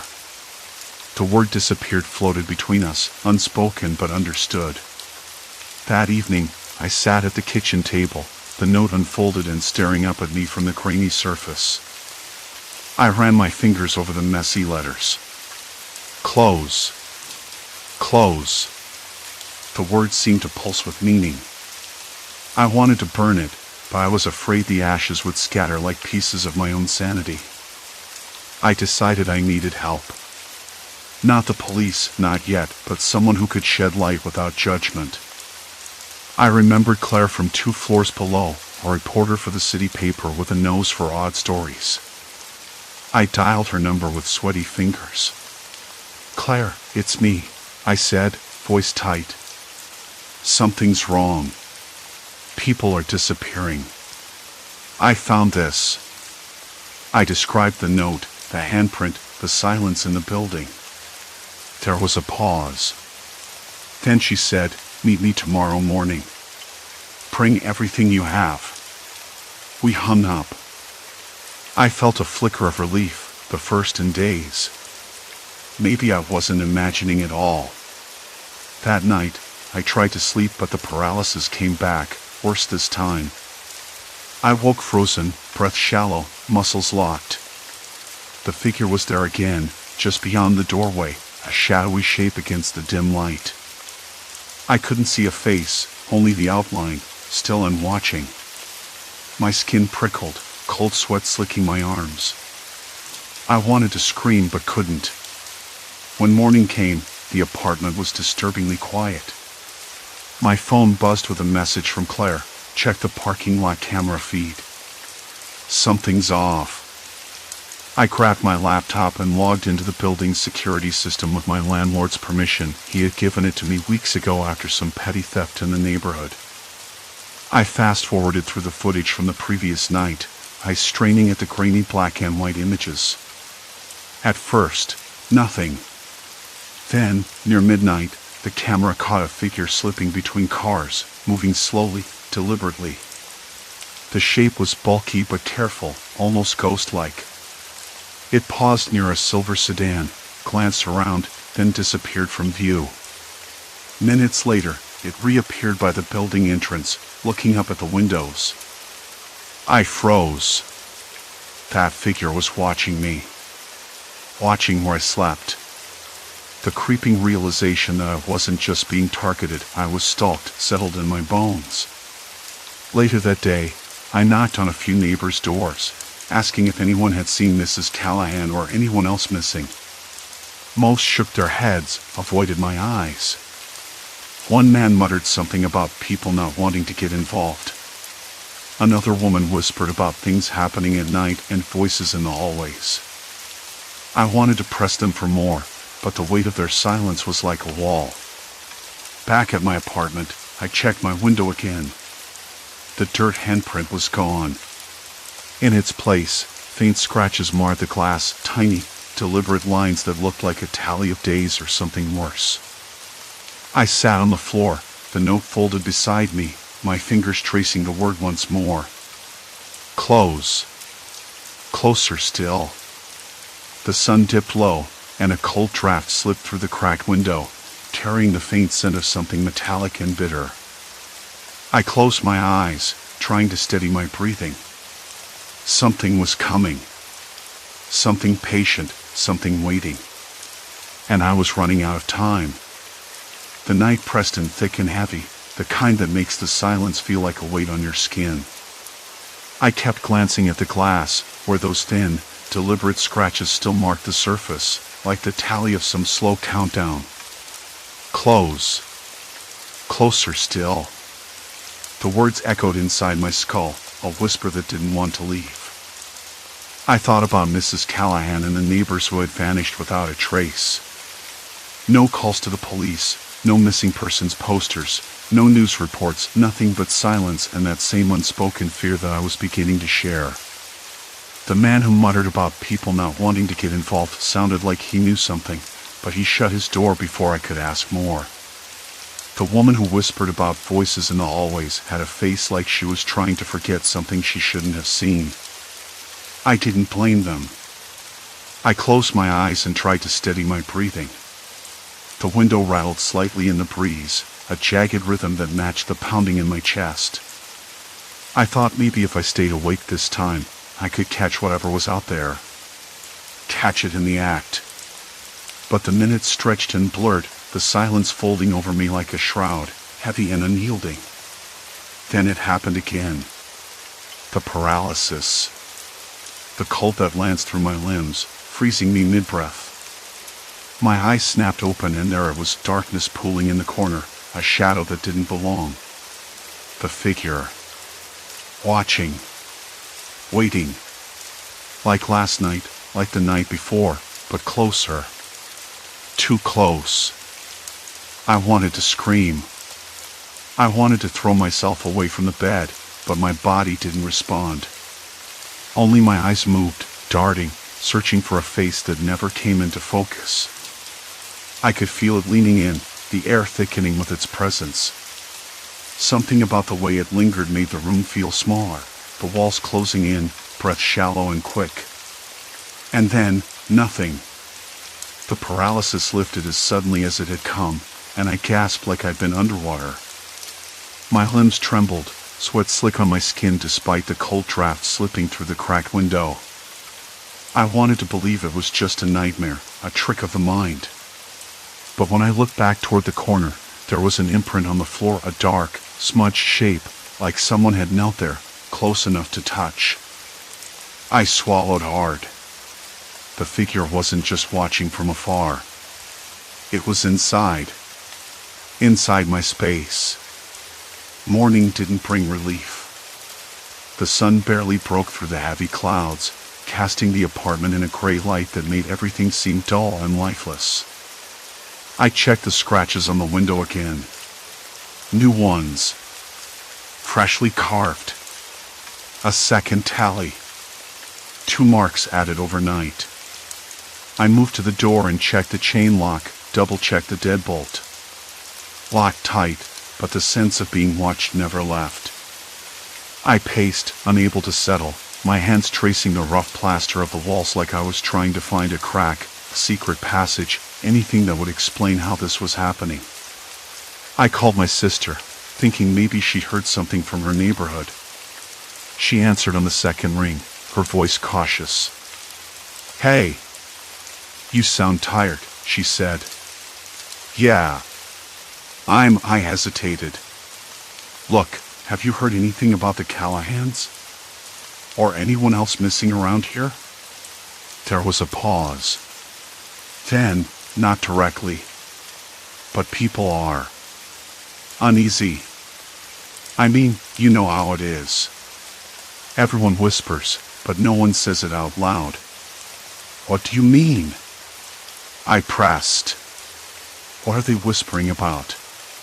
She sighed. There's talk of someone prowling at night.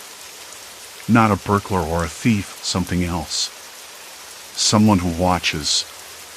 People disappearing, doors left unlocked, windows left open.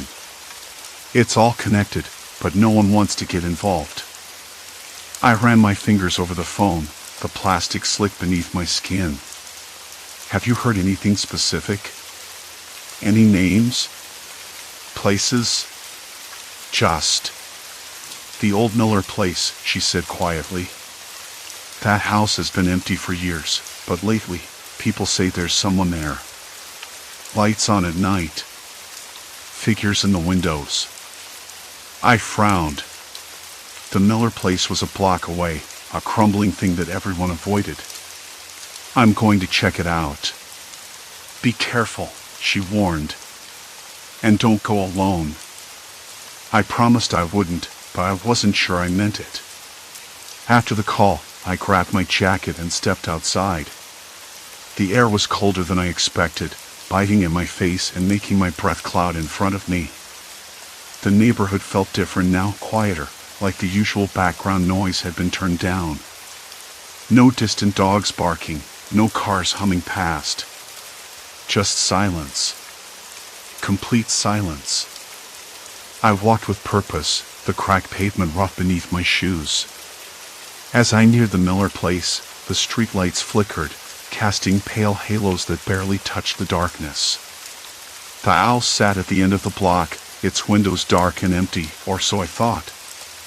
Then I saw it, a faint glow behind the curtains. A single light, steady and low. Someone was inside. I stopped, heart hammering. I wanted to call out, to demand answers, but my voice caught.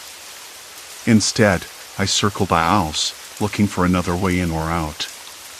The side gate was ajar, creaking softly in the wind. I pushed it open, the rusty hinges groaning like a warning. Inside, the garden was overgrown, weeds tangled and choking the flower beds. The air smelled of damp earth and something else, something metallic again, faint but unmistakable. My skin prickled. I moved closer to the window with the dim light that cast long, dancing shadows. Shadows shifted inside. The figure was there, but not watching me. Not exactly. It was crouched low, hands moving quickly over something on the table. I couldn't see what it was, but the low hum of whispered words reached me through the glass, words that made my skin crawl. And then, the light went out. Darkness swallowed the room. I pressed my forehead to the cold glass, breath fogging the pain. The figure was gone. A sudden noise behind me made me spin around, a door slamming somewhere down the street. I swallowed hard and started back toward my apartment, every step heavier than the last. When I got home, the scratches on my window had multiplied, 3 new marks. Close. Closer still. I understood then. There was no running. No hiding. This wasn't about stalking from the shadows anymore. The Watcher was inside my world, inside my home, inside my skin. And whatever it wanted, it was patient enough to wait me out. But I wasn't sure how much longer I could. The moment I stepped inside my apartment, the cold hit me like a slap. I couldn't shake the feeling that I was being watched. Not from across the street or the next block, but from inside these walls, crawling over my skin like ants. I closed the door behind me, the click of the lock sounding hollow and inadequate, as if it were just a gesture, meaningless, a child's game of defense. I wandered through the apartment, fingers trailing along the chipped plaster of the hallway walls, the roughness grounding me. The kitchen light flickered overhead, buzzing low in the silence. I thought about calling someone, anyone, but my phone sat on the counter, its screen cracked like a spider web. The battery had died hours ago. Maybe the figure had done that, or maybe it was just bad luck. Either way, I was cut off. Outside, a dog barked somewhere down the street. The sound was sharp, momentary, then gone. It left behind the stillness again, like a held breath. I tried to focus on the mundane, the cluttered table where I'd found the figure crouching, the faint smell of old coffee mingling with the cold metal of the window frame. But every time I closed my eyes, I saw those hands moving, quick and sure, over something I couldn't see. Whispered words curling in the dark. The way it vanished when the lights died. I kept telling myself I was imagining it all. Maybe I was tired. Maybe too much coffee or too little sleep. That was what I told myself until a soft creak echoed from the living room. My heart slammed against my rib cage. I froze in place. The air thickened, the shadows deepened. The floorboards groaned again, deliberate and slow. Not the house settling. Not the usual noises. Someone or something was moving inside my apartment. I swallowed hard, the taste of metal and dust filling my mouth. My hands trembled, fingers curling into fists.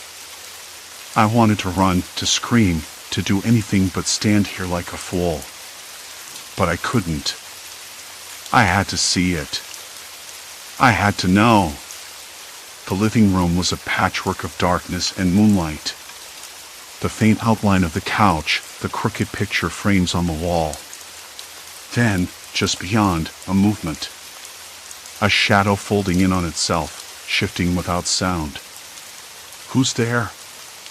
My voice came out ragged, breaking the silence like glass. No answer. Just a quiet shuffle of feet, a breath too soft to catch, the sudden cold rush of air against my cheek.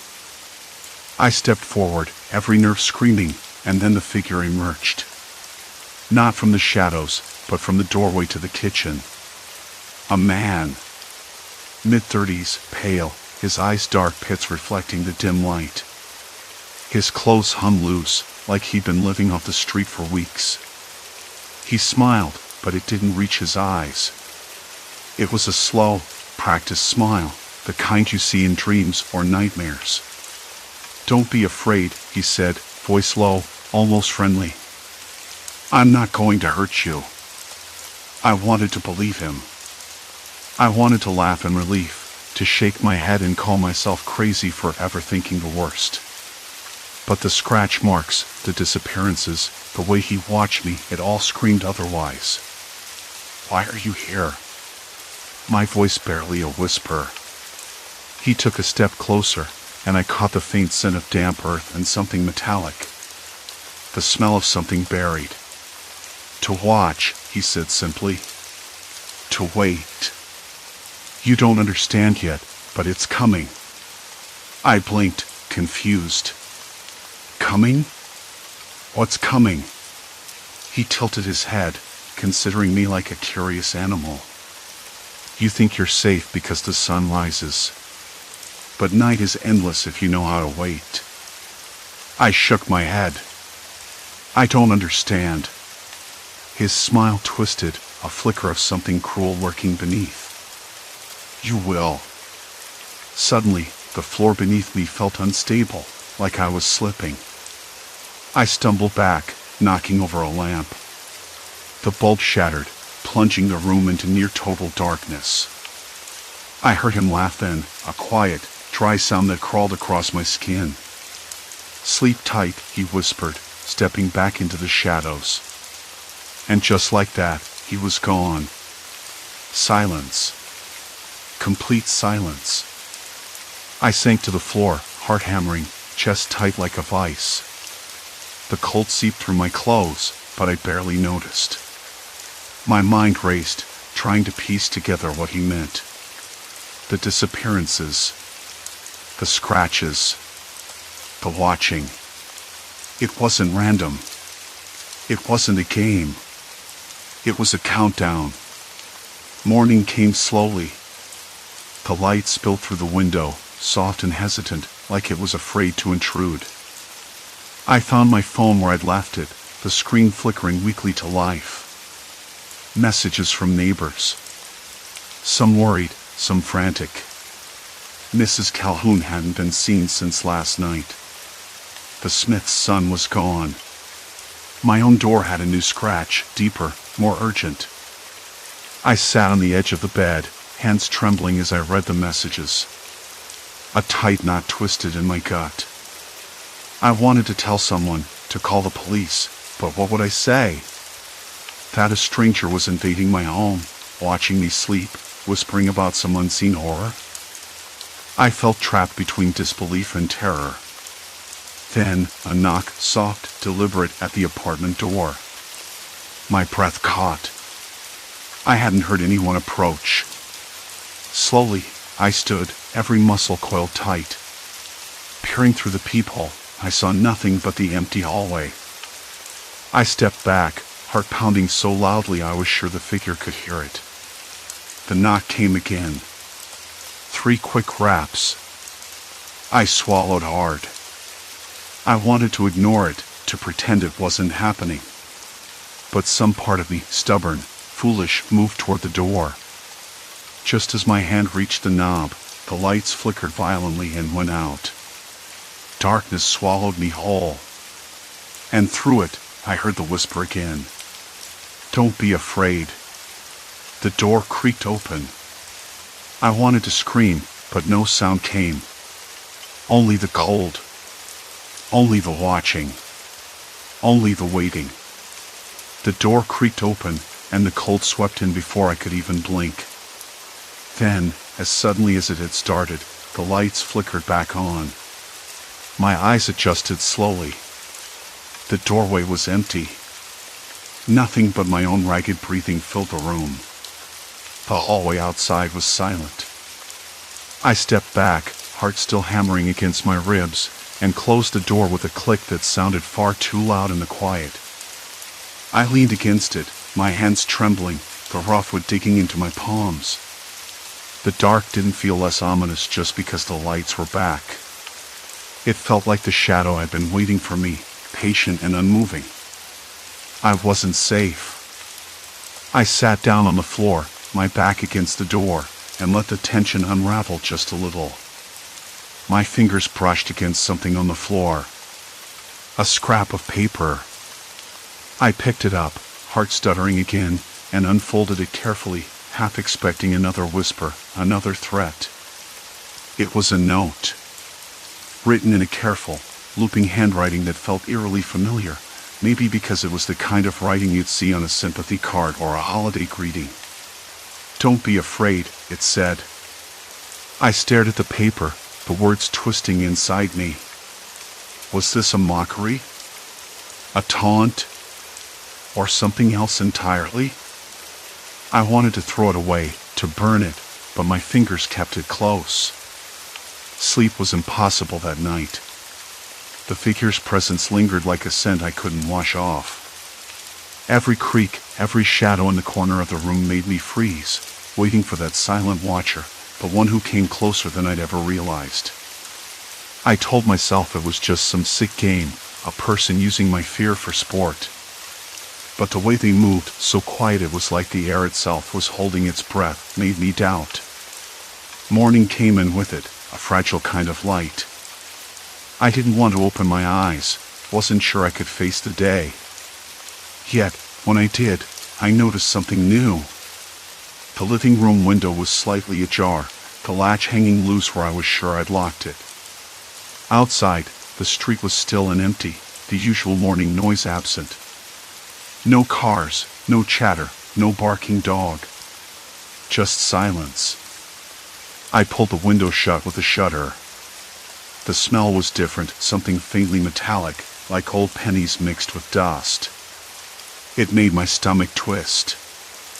I wiped my hands on my jeans, trying to shake the unease. The note, the open window, the knock and the whisper, they all felt like pieces of the same terrible puzzle. Later that day, I forced myself to talk to Mrs. Hernandez from 2 doors down. She'd always been friendly, the kind of neighbor you wave to from across the street.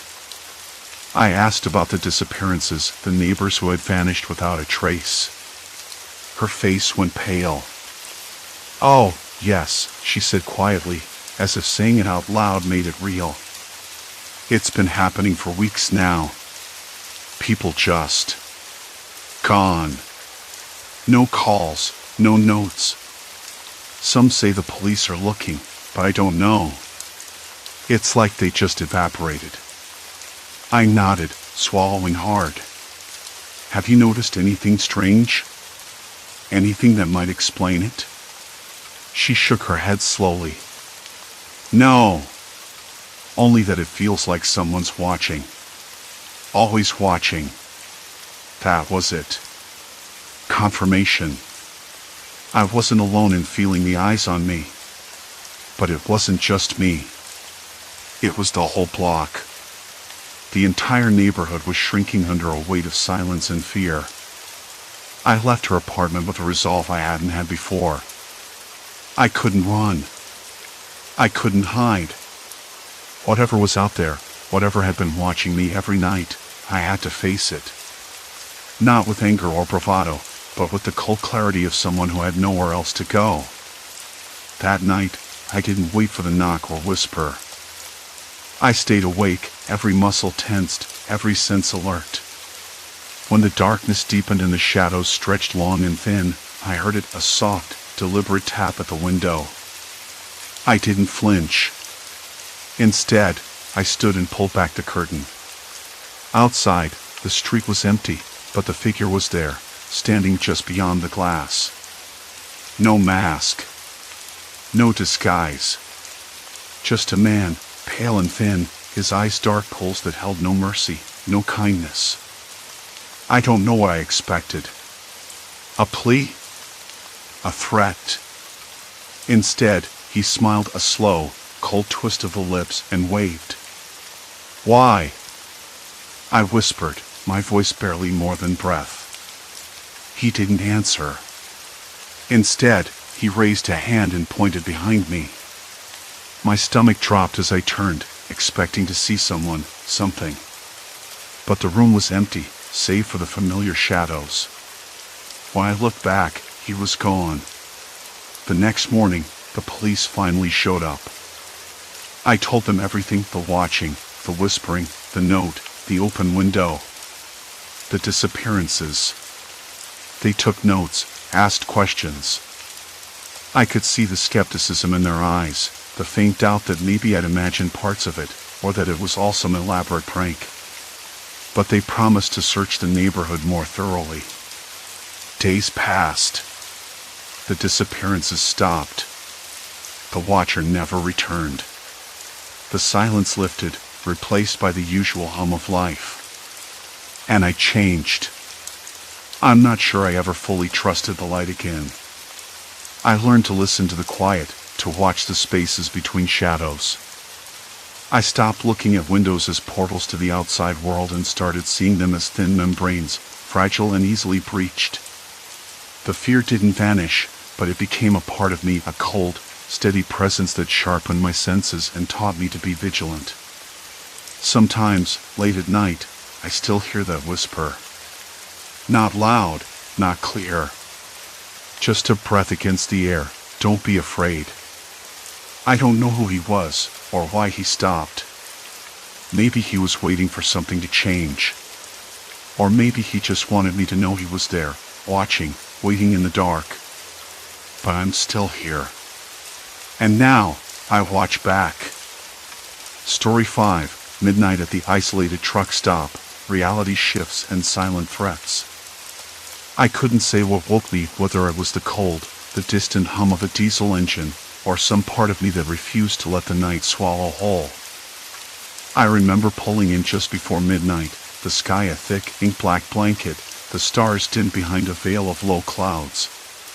The place was small, almost too quiet for a truck stop, a couple of pumps, a single convenience store with flickering neon that buzzed in a way that set my nerves on edge. I parked my car at the far end of the lot, where the gravel met the cracked asphalt, hoping to catch a couple of hours sleep before the sun pushed me back onto the road. The air smelled like diesel exhaust and fried food, with just a hint of something else, something faintly metallic that I couldn't place. It was colder than I expected, and the wind seemed to carry voices or maybe just echoes. I told myself it was nothing. I slept in fits, waking every hour or so, drawn out by the occasional rumble of a semi or the distant, half-muffled laughter of someone or maybe multiple someones moving around somewhere in the shadows. The fluorescent sign above the store buzzed erratically, casting a sickly green glow that seeped through the window of my car. I noticed the smell again then, sharper now, mixed with the acrid scent of burning oil. I rolled over and tried to ignore it. When I finally woke properly, it was to a silence so complete I could hear my own breathing, shallow and uneven. The sky was lighter now, a dull, grayish blue, but the truck stop looked wrong. The cars and trucks weren't where I remembered leaving them. My own car wasn't where I parked it either.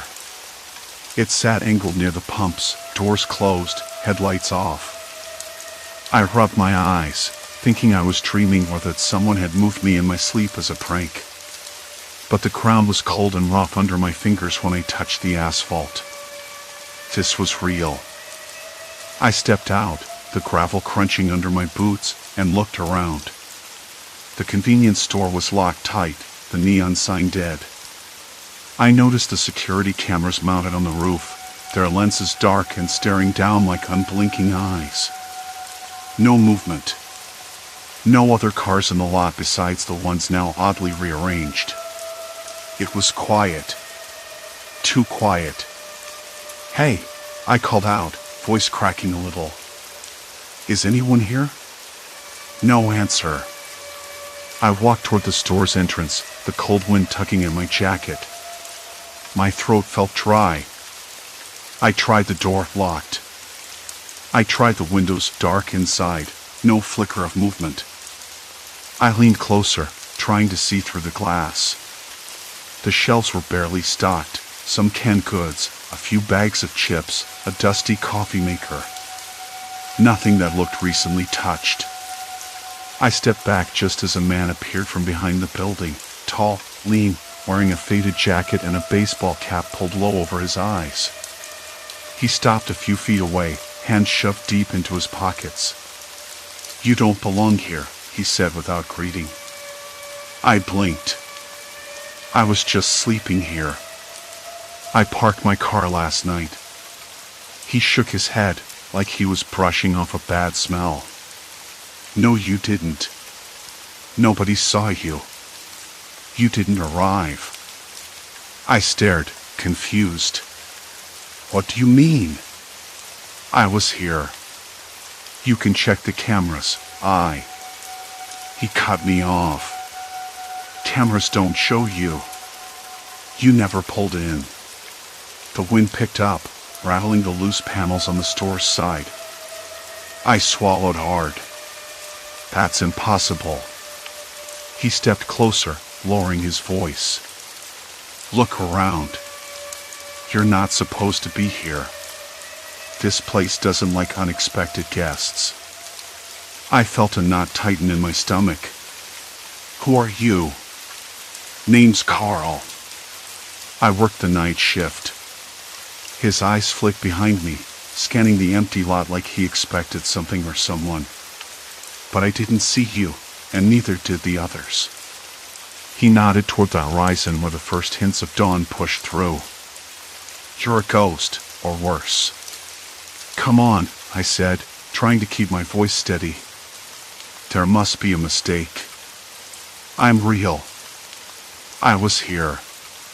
Carl's expression hardened. "Look, I don't know what game you're playing, but it's not funny. People come here, people leave.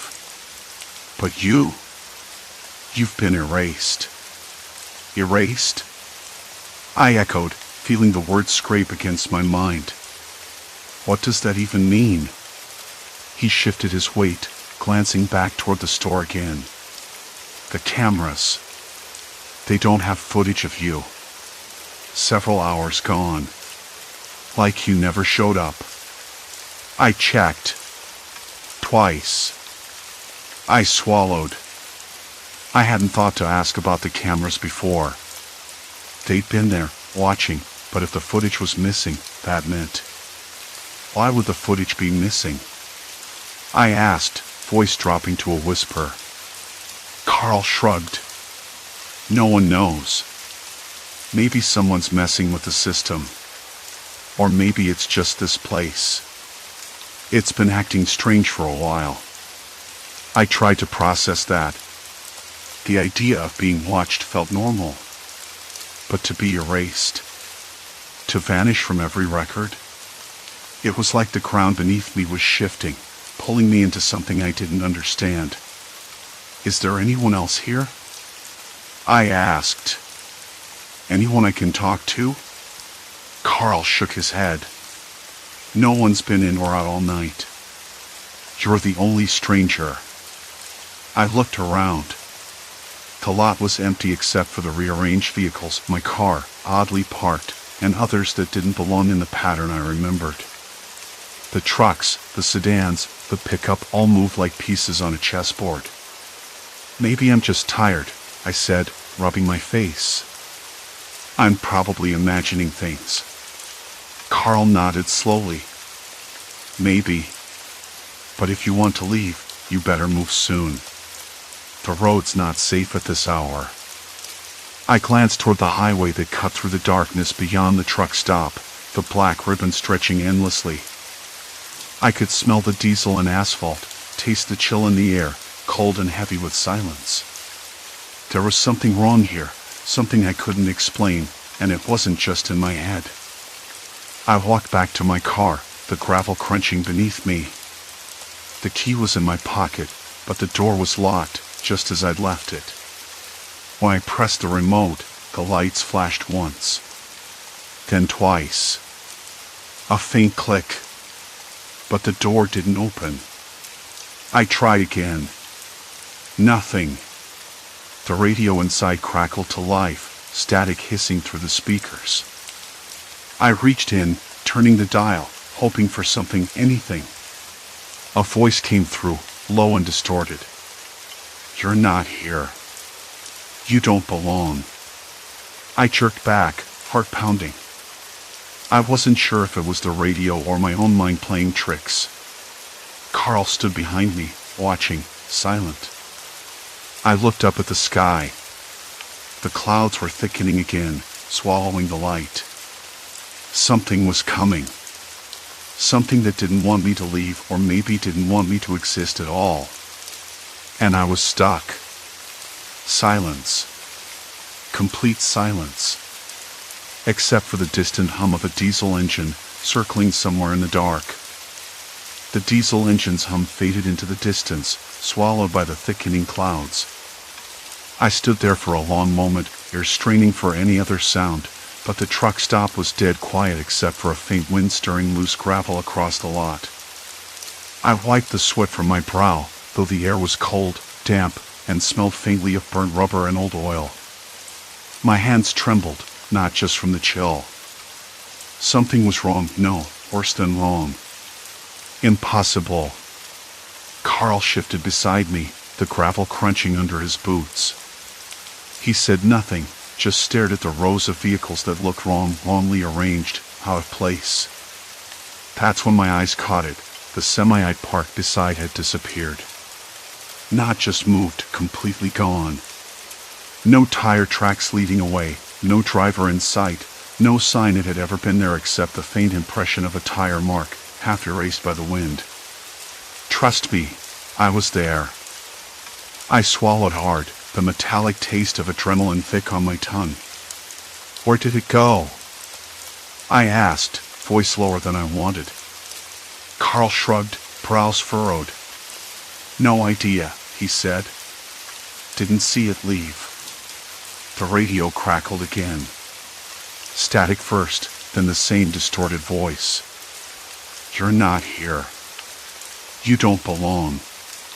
The words stung sharper this time, like a deliberate warning. I clenched my jaw and took a step toward the building. Inside, the flickering fluorescent light in the convenience store buzzed overhead, casting an uneven glow on the cracked linoleum floor. The clerk behind the counter looked up. Middle-aged man, tired eyes that didn't quite meet mine. "Can I help you?" he asked, voice flat. I was here last night," I said. "I parked my truck out front. I need to check the security footage." He blinked slowly, then shook his head. "No security cameras here." "No cameras?" My voice cracked. "I saw them just last night. They're mounted above the pumps." He shrugged, expression unreadable. "Must be your imagination." "No cameras." I glanced over my shoulder. Outside, the poles where the camera should have been stood bare. Like someone had removed them overnight. Or maybe they were never there at all. Now, I wasn't sure what to believe. The smell of stale coffee and cigarette smoke filled the store, thick and cloying. The hum of the fridge motors buzzed in the background. I pulled out my phone, swiping to check the photos I'd taken earlier. But the images were scrambled, pixelated beyond recognition, like static had eaten the files. I muttered under my breath. "Great. Just great." Carl came inside, eyes narrowed. "I talked to a couple of the drivers," he said quietly. "They say this place hasn't had cameras for months. No security at all." I shook my head. "But I remember. I saw them. I recorded part of the lot. I'm not crazy."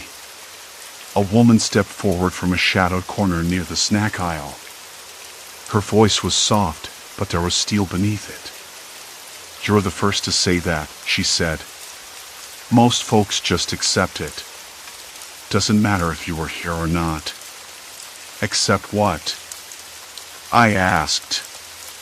"That this place isn't what it seems," she said. She glanced toward the windows, eyes flicking nervously to the empty parking spots.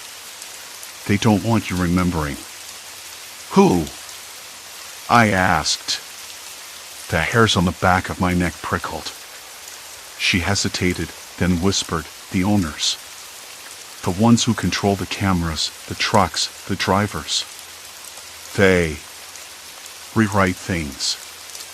Make sure no one sticks around who asks too many questions." I looked at Carl.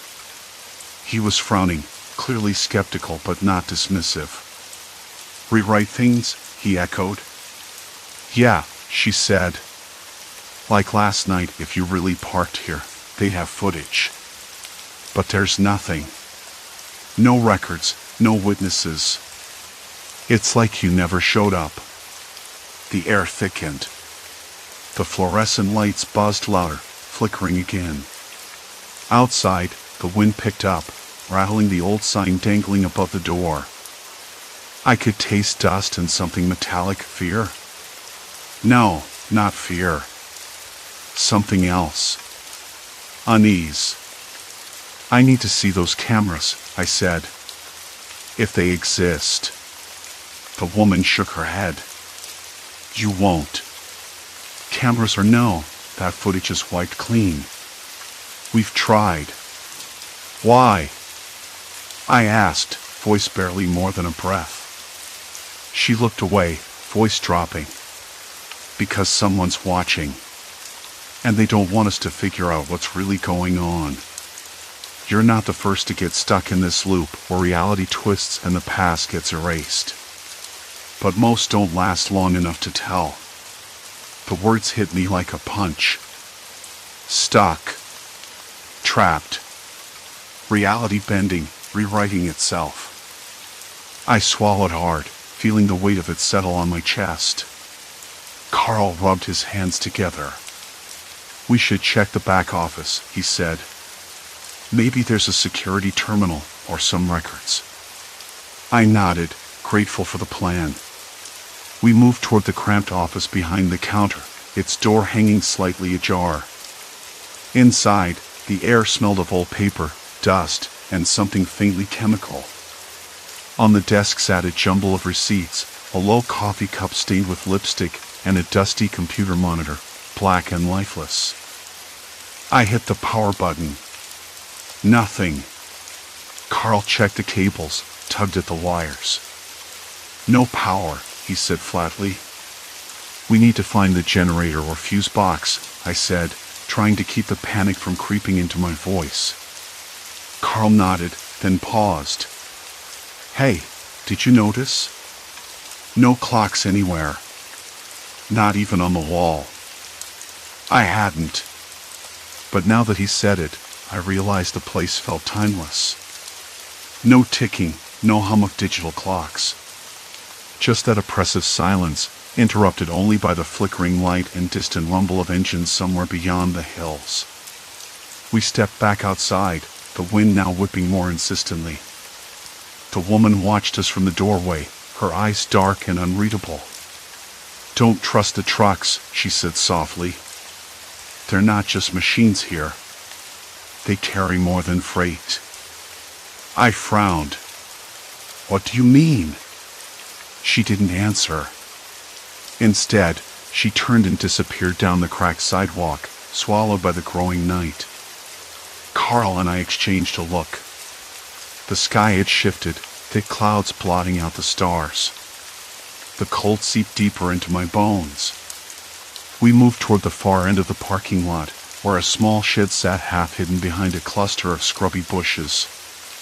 The door hung open just enough to reveal a dusty fuse box and what looked like a battered generator. I knelt down, fingers fumbling with the rusted latch. The metal was cold, rough against my skin. Carl stood watch, his breath visible in the chill air. I pulled open the panel. Inside, a mess of wires, some scorched, others disconnected. Someone had been tampering here. No doubt about it. A sudden noise, a low thud from the far side of the lot, made me jump. Carl's eyes snapped toward the sound, muscles tensed. Another thud followed, slow and deliberate, like footsteps on gravel. Did you hear that? I whispered. Carl nodded, voice tight. We're not alone. The truck stop seemed to shrink around us, the shadows growing longer, deeper. The wind carried a faint murmur, almost like voices, but I couldn't make out words. I felt it then, a pressure in the air, an unspoken message. Leave. Stop asking. Forget. But I couldn't. Not now. I stood and squinted into the dark. Shapes shifted near the edge of the lot, too large to be animals. Two figures, moving slowly, cautiously. Who's there? I called out, voice steadier than I felt. No answer. Just the crunch of gravel beneath heavy boots. Carl reached into his jacket and pulled out a flashlight. He clicked it on, the beam slicing through the darkness. The two figures froze, then turned and melted away into the night like ghosts. But something caught my eye, a glint of metal, maybe a badge or an emblem pinned to one of their jackets. What the hell is going on here? I muttered. Carl shook his head. I don't know. But it's bigger than us. The night pressed in closer, colder. The thud came again, sharper this time, closer. My hands froze on the fuse box latch. Carl's eyes narrowed, scanning the shadows beyond the cracked asphalt. The cold didn't just settle on my skin anymore, it pressed inside my chest, making every breath deliberate and shallow. The night had thickened, the air sticky with the smell of damp oil and something acrid, like burnt rubber. I swallowed hard. Did you hear that? My voice cracked. Carl nodded, stepping away from the shed. Stay here. His tone was low but firm, and I knew that was code for don't move, no matter what. I wanted to argue, but the way his jaw clenched said it wasn't the time. Instead, I stayed put, fingers tight around the rusted metal, listening. The lot was silent except for the occasional scrape of gravel and the distant drone of a cooling engine somewhere beyond the fence. Then came a soft voice behind me. "You shouldn't be here." I spun around. A man stood just beyond the dim glow of the street lamp, his face half hidden by shadows. He wore a high visibility vest, but the reflective strips were faded, almost invisible against the night. His eyes were too steady, too calm. "Who are you?" My voice was steadier than I expected. He smiled without humor. "Name's Craig. I work here. Or, I used to." He took a slow step closer, and the faint scent of cigarette smoke drifted to me. "You really don't belong here. This place, it doesn't like outsiders." I glanced back at the shed. The fuse box, the disconnected wires, it all felt like pieces to a puzzle I hadn't figured out yet. Why are the cameras down? Where's all the footage from last night? My voice dropped. It's like someone wiped everything clean. Craig's smile twitched, almost imperceptibly. "Some things are better left unseen. You're poking around in a place that's been forgotten on purpose." Carl's voice cut through the tension as he reappeared behind Craig. "Step back, Craig." The man didn't move. "I'm not here to fight. Just warn you. You don't want to get tangled up in whatever's going on here. Once you're in, there's no way out. No way out." The words echoed in my mind. I thought this was just some glitch, a bad night at a truck stop. But now it felt like a trap. I looked at Carl, then back at Craig. "What do you mean? No way out?" Craig's eyes flicked past me, toward the trucks parked haphazardly in the lot. "Those trucks? They're not just sitting here. They're marked. Tagged. Like pieces on a board. People come and go, but some, they don't leave." "Why?" I asked, the cold creeping back into my voice. Craig shrugged, but there was no real answer in the gesture. "It's not about free anymore. It's about control. The lot's been used for things that don't show up in any official log. People who vanish, deals done in the shadows." A sudden chill ran down my spine. I thought of the erased footage, the strangers insisting I never arrived. This wasn't random. It was deliberate. Carl stepped forward, voice low. "So what? We're stuck here because of some secret operation?" Craig's eyes narrowed. "More like stuck here because you stumbled into it. You're not supposed to know." He glanced back toward the trucks again. "And now, you're part of the story." I bit my lip, the metallic taste of fear rising. "If we can't leave, then what? We wait? We disappear?" Craig shook his head. "No one disappears without a trace here. But if you want a chance, you need to stop looking for answers in the wrong places." The cold air suddenly felt suffocating.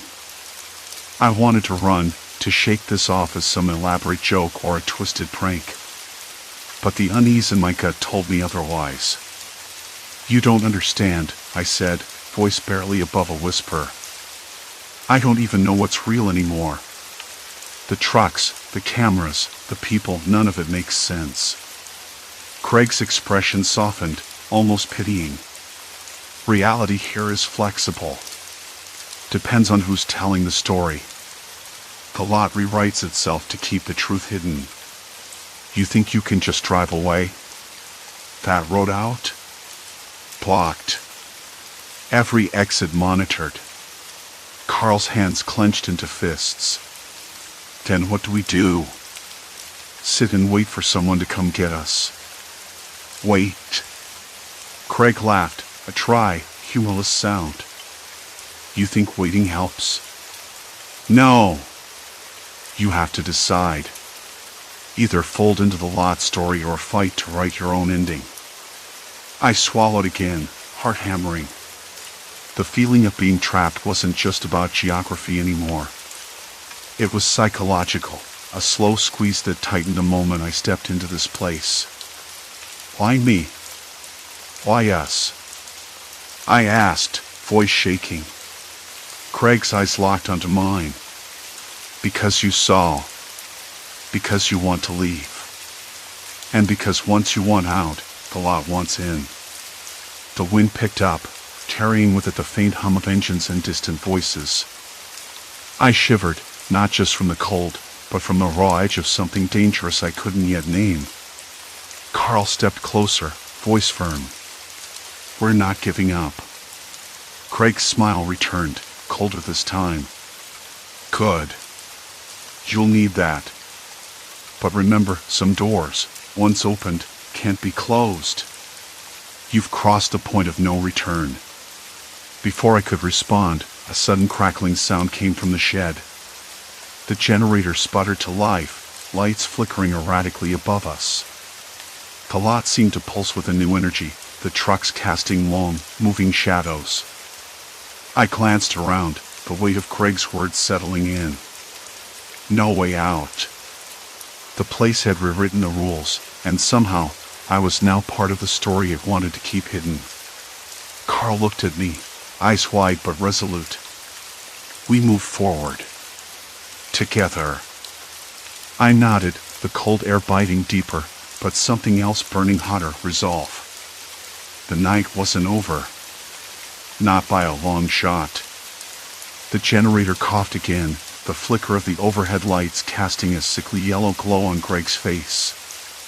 His smile was sharp, like broken glass, inviting and dangerous all at once. I swallowed hard, the cold air biting into my lungs, and tried to steady my hands. Carl's wide eyes shifted between me and Craig, the tension thick enough to choke on. We moved forward. Together, Carl said again, voice brittle but firm. A part of me wanted to argue, to turn and run, but the lot around us was no longer just a place, it was a trap. A puzzle with too many missing pieces. And the strange erasure of the security footage was the lock. The air smelled faintly of diesel and old tar, mixed with something else, something stale, like sweat and fear. Craig's voice dropped to a low, almost conspiratorial tone. You think this is about trucks or some lost cargo? No. This place, it's about control. About rewriting what you think you know, so you never leave with the truth. I blinked, trying to piece together what he meant. Control. Rewriting. It sounded insane. But what else could explain the shifting cars, the erased hours, the denial from the people who should have known me? Why me? I asked, voice rough, a dry rasp in the dark. Why am I the one caught in this? Craig shrugged, the motion casual but deliberate. Because you saw. Because you asked questions. Because you still believe there's a way out. And the lot, it doesn't like that. Carl stepped closer, the rough fabric of his jacket brushing my arm. We need a plan. We can't just wait here. I nodded, though I had no idea what we could do. The lot was a maze, and every path seemed to lead deeper into confusion. Suddenly, from the shadows near the fuel pumps, a figure emerged, a woman, her face half hidden under a hood. I didn't recognize her, but her eyes were sharp, watching us like a hawk. She carried a small flashlight, its beam cutting through the dark. You're making this worse, she said quietly, voice steady but urgent. You don't understand what you're dealing with. Craig's grin faltered just a little. And you do? The woman didn't answer. Instead, she glanced toward the security cameras mounted on the roof of the station, their lenses dull and lifeless in the night. They don't want to be watched, she said. Not anymore. I felt my stomach twist. The cameras. The missing footage. It all came crashing back. "Who are you?" She hesitated, then said, "Call me Mara. I've been here longer than anyone, long enough to know that the lot, it changes people. It erases them. Or worse." Carl frowned. "Erases? What do you mean?" Mara's eyes flicked to the rows of trucks, their shapes looming like silent sentinels. "People disappear here. Not by accident. There's a system. A way they keep the lot hidden from the world. They don't want outsiders poking around." I swallowed again. The cold was seeping into my bones now. But why? What are they hiding? Mara's gaze sharpened. "That's the thing. Sometimes it's nothing. Sometimes it's everything. But if you get caught asking too many questions, the law has ways to make you forget you were ever here." The words sent a chill down my spine. Forget. Not just being trapped, but erased. Like I was already disappearing. Craig chuckled, but it was a bitter sound. "You think you can fight the lot? You're already inside the story. The only way out is through. And even then what?" I demanded. Craig looked away, his smile slipping. "Even then, the lot decides if you leave." The flashlight beam wavered as Mara took a step forward, her voice dropping. "Look." She pointed toward the station's entrance. The glass doors were fogged over, condensation swirling like smoke. Through the haze, I saw a figure, a man, tall and broad-shouldered, moving slowly toward us. His footsteps were heavy, deliberate. My pulse quickened. "Who's that?" Mara's lips pressed into a thin line. "That's the enforcer. The lot's way of reminding you it's watching." Carl's jaw tightened. "Enforcer? Seriously?" I could almost feel the weight of eyes on my back. The night had thickened, a heavy curtain falling over everything. The distant drone of the highway seemed miles away now, replaced by the soft crunch of gravel under heavy boots. The man reached the edge of the light, and I caught his face, a rough, weathered look, but with a coldness that made my skin crawl. He stopped, eyes narrowing at us. Craig's voice dropped to a whisper. "Time to decide. Stay and play by the lot's rules, or try to break free and get lost forever." I looked at Carl. His hands clenched into fists. Mara's stance was guarded but ready. I wanted to believe there was a way out. A crack in this nightmare. But the lot was watching. Waiting. And I was running out of time. "Let's move," I said, voice low. "Before he changes his mind." The three of us slipped away from the fuel pumps, the shadows swallowing us as the enforcer's footsteps echoed behind. Every breath was a gamble. Every step a test. The night was alive with danger. And the lot wasn't done rewriting the story yet. We moved fast, shadows folding around us like a rough blanket, but the gravel underfoot betrayed every step. Carl's fists clenched so tight his knuckles turned white. Mara's eyes flicked to the edges of the lot, alert. I was soaked in sweat despite the chill creeping in with the night air. Our breaths came quick, shallow, a silent chorus of panic and determination. The man in the weathered jacket was close behind, footsteps heavy but cautious, as if he didn't want to scare us off just yet. I could almost feel the weight of his stare sinking into my spine, cold and unyielding. The lot wasn't just a place. It was a trap. A living thing. We slipped around the back of the station, where the peeling paint of the walls made the darkness deeper. The faint hum of the highway was gone now, replaced by the distant bark of a dog and the occasional rustle of wind through dry weeds. I swallowed hard, trying not to let my throat tighten. "What now?" Carl whispered, voice rough. We can't just run forever. I shook my head. No idea. But we can't go back. Mara crouched by the dumpster, her breath visible in the cold air. We need proof. Something to break whatever hold this place has on people. Her fingers brushed the metal lid, nails scraping softly. I looked around. The lot was eerily still. No cars, no trucks, just empty spaces and shadows stretching like fingers toward us. The station's flickering neon sign buzzed overhead, the dim light that cast long, dancing shadows sputtering on and off, casting the lot into a strobe of half-light and darkness. The security cameras were our best bet. If we could get to the room with the monitors, maybe we could find the missing footage or at least confirm what had been erased. But the man was still out there. Craig, or whatever name he went by. Stay close, I said. We're heading inside. The door creaked as we slipped into the station. Inside, the smell hit me first, a mix of stale coffee, bleach, and something metallic, like old pennies left to rust. The fluorescent bulbs overhead flickered, casting the room in sickly yellow light.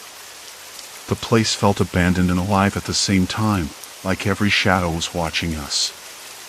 I led the way toward the back office where the security system was supposed to be.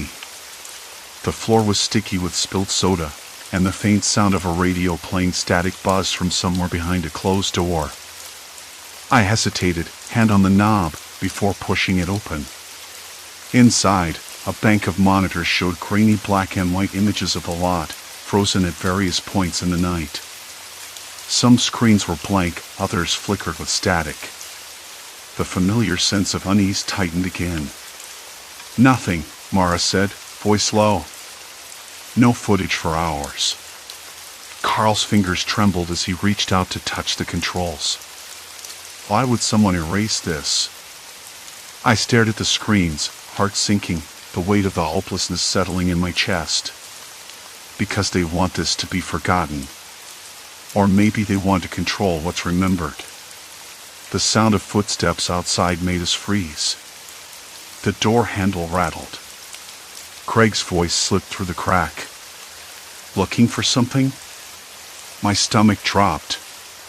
There was no way out but through him. I glanced at Mara and Carl. We shared a glance, the silent question hanging between us, fight or surrender?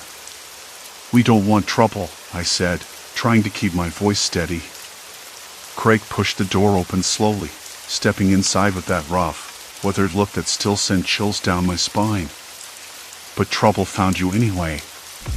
His gaze swept over the monitors, then landed on us. You don't understand this place. It's not just a truck stop. It's a story. A loop. You think you're breaking free, but you're just part of it. I swallowed hard. I wanted to argue, to fight, but my voice caught in my throat. The flickering light overhead made his shadow dance on the wall, a monstrous silhouette that swallowed the room. Why? Mara finally asked, voice barely a whisper. He shrugged, and it was the kind of shrug that carried a lifetime of regret and cruelty. Because people forget. Because no one remembers what happens here. And if they do, they don't believe it. So it's easier to erase. To start fresh. Carl's jaw tightened. You're lying. No, Craig said quietly. You're just not ready. He stepped back, nodding toward the door. Go. Leave while you still can. But if you come back, you'll be lost. We didn't wait for another invitation. The door slammed behind us, and the silence that followed was thick, almost suffocating. Outside, the lot was still. The rearranged vehicles loomed in the half-light like ghosts of another time. I looked at Mara and Carl, their faces pale but resolute. We have to leave, I said. Now! The night air bit at my skin as we climbed into my truck, the engine roaring to life like a heartbeat breaking free from a long hold. As we pulled away, the neon sign of the station flickered one last time, then died, plunging the lot into darkness. The highway stretched ahead, empty and endless. The dawn was creeping in, soft and gray, promising a new day, but I knew the shadows of the night wouldn't leave me so easily. For hours afterward, silence settled over us inside the cab. No one spoke much, each lost in their own thoughts, the weight of what we'd seen pressing down. I stared out the window, the rising sun burning away the night's chill, but not the memory of the lot's cold gaze. The feeling of being watched, rewritten, erased, it lingered like a scar beneath my skin. When I finally pulled off the highway, back onto familiar roads, I realized something had shifted inside me. I wasn't the same person who parked at that truck stop hours before. The night had changed me, made me more cautious, more aware, maybe even a little hollow. But I was alive. And that meant something. The unknown threat might still be out there, lurking in the margins of forgotten places. But I'd seen its face, heard its warning, felt its grip loosen. I knew the story wasn't over. Maybe it never would be. But for now, I had my freedom back. And that was enough. Story 6, Resonant Theater, the melody that erases. The first time I noticed something was off, I was sitting on the cracked leather couch in my apartment, listening to static. That night, the air smelled like wet cement and something metallic, like a penny left out in the rain too long. It was the kind of smell that clings to your clothes and makes your throat itch if you breathe it in too deep. I pulled my sweater tighter around my neck and stared at the peeling paint on the ceiling. The slow drip of a leaky faucet somewhere down the hall mixed with the occasional distant bark of a dog. Silence. Complete silence, except for that subtle hiss. It was the kind of noise you think you imagine, but you know you don't. I was on my third cup of coffee, a bitter, dark roast that left a dry taste in the back of my mouth when the package arrived. I wasn't expecting anything, and I was almost certain I hadn't ordered anything online recently. The box was small, wrapped in brown paper and tied with thin twine, the kind you find in old bookstores or used vinyl shops. My fingers hesitated before untying the knot, the rough fibers scratching my skin. Inside was a cassette tape, yellowed with age, with the words Resonant Theater scribbled on the label in shaky black ink. No note, no return address. I stared at it for a long moment. The Resonant Theater had been shut down for decades, ever since the fire gutted the stage and the owner disappeared without a trace. I'd walked past the building plenty of times, the boarded-up doors and cracked windows like a scar on the city's face. Everyone said the place was haunted, or at least, that's what the local kids whispered. I always thought it was just stories, the kind people tell to spice up a neighborhood's history. Curiosity got the better of me. I dug out my old cassette player from a box in the closet, the kind with the scratched plastic window and the tinny speakers that crackled with every note. The tape hissed to life, and then a melody started, soft and haunting. A piano, or maybe a harpsichord, playing a tune that felt both familiar and strangely alien. It was beautiful in a way that twisted your stomach, like hearing a lullaby that you can't place but somehow know belonged to your childhood. I pressed pause, my hands trembling slightly. The sound wrapped around the room, with its faint smell of dust and decay, seeping into the corners where light didn't reach. I rubbed my temples, the faintest ache starting behind my eyes. Nothing serious. Probably just a late hour and too much caffeine. The next morning, I woke up with a dull headache and a sense of unease I couldn't shake. My phone was buzzing with notifications, but when I glanced at the screen, the names looked wrong. Not unfamiliar, but distorted. Like watching a picture out of focus. I blinked and scrolled again. No, they were the same. Just, something about them felt off. I told myself to stop being ridiculous. Maybe I was just tired. But as the day wore on, I noticed other small things slipping away. I couldn't remember where I'd put my keys, or the name of the barista who always smiled at me when I ordered my morning coffee. I know how that sounds, but it wasn't just forgetfulness. It was like the edges of my memories were fraying, threads pulling loose without warning. At work, I sat in my cubicle pretending to concentrate, but my mind kept drifting back to that tape. I asked one of the IT guys if he'd ever heard of the Resonant theater, and he shrugged, eyes fixed on his monitor. Old place, downtown. Burned down years ago. Creepy vibes, sure. But that's about it. Creepy vibes. That was the phrase that stuck with me. I remembered the smell of smoke and dust from when I'd peeked through the cracked doorway years ago. The way the air inside felt colder, heavier. Like the building was holding its breath, waiting for something or someone. When I got home, I found myself pressing play on the cassette again. The melody was louder this time, more insistent. It filled the room, curling around the furniture, slipping under the door. My skin prickled, and my vision blurred for a second. I shook my head, trying to clear the fog. The headache returned, sharper now, like a low pulse behind my temples. I went to the bathroom and splashed cold water on my face. The mirror reflected a pale version of me, eyes shadowed and tired. I traced the lines around my mouth with a finger, wondering when they'd gotten there. The tape's music was still echoing inside my skull, a distant hum I couldn't turn off. The following days felt like walking through fog. I'd find myself staring at familiar places, unsure why they felt strange. Old photographs on my shelves looked like scenes from someone else's life. Friends' names slipped from my mind mid-conversation, leaving awkward silences that made me blush. I started jotting notes, small details, dates, names, anything I feared losing. One evening, as twilight bled through the cracked blinds, I caught the tape player switching on by itself. No one else was home. The melody poured out, haunting and persistent. My hands shook as I reached to turn it off. The air grew thick, the shadows longer. I swore I heard footsteps somewhere beyond the walls, slow and deliberate, but when I looked, there was only the empty apartment. I sat back down, heart hammering, fingers trembling over the player's buttons. The tape stopped. Silence. But the silence wasn't quiet. It lingered, like the last note of a song hanging in the air, waiting for the next to come. And I knew, somehow, it would.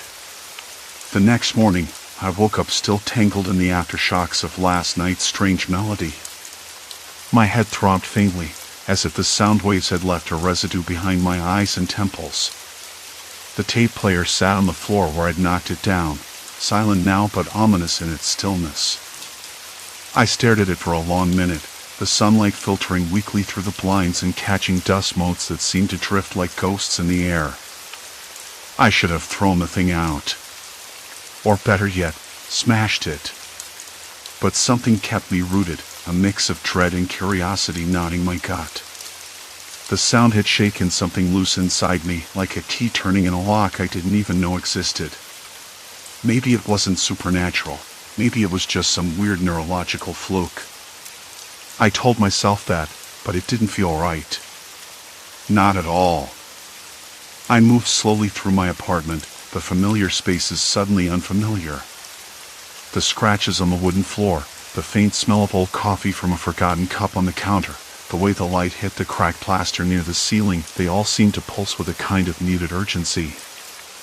I rubbed my temples, tasting the stale dryness in my mouth, wondering if I'd slept at all. I had to do something. Sitting still was a trap. Maybe if I figured out who had made that recording, I could understand what it meant. Or at least I'd have something concrete to hold on to before the rest of me slipped away. I pulled on my coat and headed out, the city waking up with its usual grumbles and distant sirens. The air was sharper than I expected, biting at my cheeks as I hurried down the street. The Resonant Theater's address was scribbled messily on a torn piece of paper. It was on the edge of the district, a place I'd passed dozens of times but never dared enter. I felt the weight of every step, the streetlights flickering as if warning me to turn back. When I reached the theater, the building loomed like a decaying giant. Its facade was pocked with peeling paint and graffiti, the windows dark and vacant. I know how that sounds. The old marquee hung askew, letters missing, the name barely readable, Resonant. I pressed my palm against the rough bricks. Cold. Solid. Real. I circled the building, searching for any sign of life or entry. The main doors were locked tight, but a side door caught my eye half open, rusted hinges creaking softly in the morning breeze. I hesitated. The smell of mildew and dust drifted out, mixed with something faintly metallic, like rusted pipes leaking somewhere inside. Inside, the air was thick and musty. My footsteps echoed off the cracked tiles and peeling wallpaper. Patches of light fell through holes in the ceiling, dust motes swirling lazily in the beams. The theater smelled like forgotten memories, old velvet seats, decades of smoke, spilled drinks, and something else I couldn't place. The silence pressed against me, heavy and weighty. I moved cautiously toward the auditorium, the floor creaking beneath me. Rows of tattered seats stretched out, their fabric threadbare and faded. The stage was a cavern of shadows, the curtains moth-eaten and torn. I shivered, not from cold but from the overwhelming stillness. Then I heard it. A faint hum, almost imperceptible, like a tuning fork vibrating somewhere deep inside the walls. I stopped, heart stuttering. It wasn't coming from the tape player, this was different. The sound seemed to seep from the theater itself, a low, resonant pulse that made my chest tighten. I pulled out my phone and switched on the flashlight. The beam caught a narrow corridor leading backstage. Against better judgment, I followed it, the hum growing louder, wrapping around me like a slow tide. The walls were lined with peeling posters, old plays, forgotten performances. One caught my eye, a photo of a woman at the piano, her fingers poised over the keys, eyes closed as if lost in the music. The caption read, Evelyn Carter, 1948. I felt a strange pull, like her presence lingered in the air. The hum became a faint melody, familiar and elusive. I reached the edge of a small room filled with discarded instruments and broken chairs. There, on a dusty table, lay a battered reel-to-reel tape recorder, the same model as mine, though much older. My fingers trembled as I lifted it. The reels were still wound tight, and a faded label read, Resonant Melody, Evelyn Carter. I pressed play, and the room, with its faint smell of dust and decay, filled with that same haunting tune from the tape in my apartment. But here, it was clearer, richer, almost alive. The notes seemed to vibrate through the floor, through my bones. I felt dizzy, the world tilting for a moment. My breath caught. Somehow, the music wasn't just sound, it was a force, pressing on my skull, rearranging thoughts I hadn't realized were there. I blinked, trying to focus, but the edges of my memory frayed, faces, places, names slipping just out of reach. I staggered back, clutching the recorder. The hum faded, leaving an eerie stillness that felt heavier than before. I swallowed, tasting iron in my mouth, and realized my hands were damp with sweat.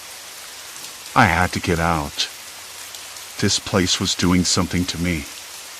But even as I turned, a faint voice whispered in my mind a phrase I couldn't quite grasp. Maybe it was a warning. Maybe a memory. Or maybe just the theater's echo, playing tricks on a tired mind.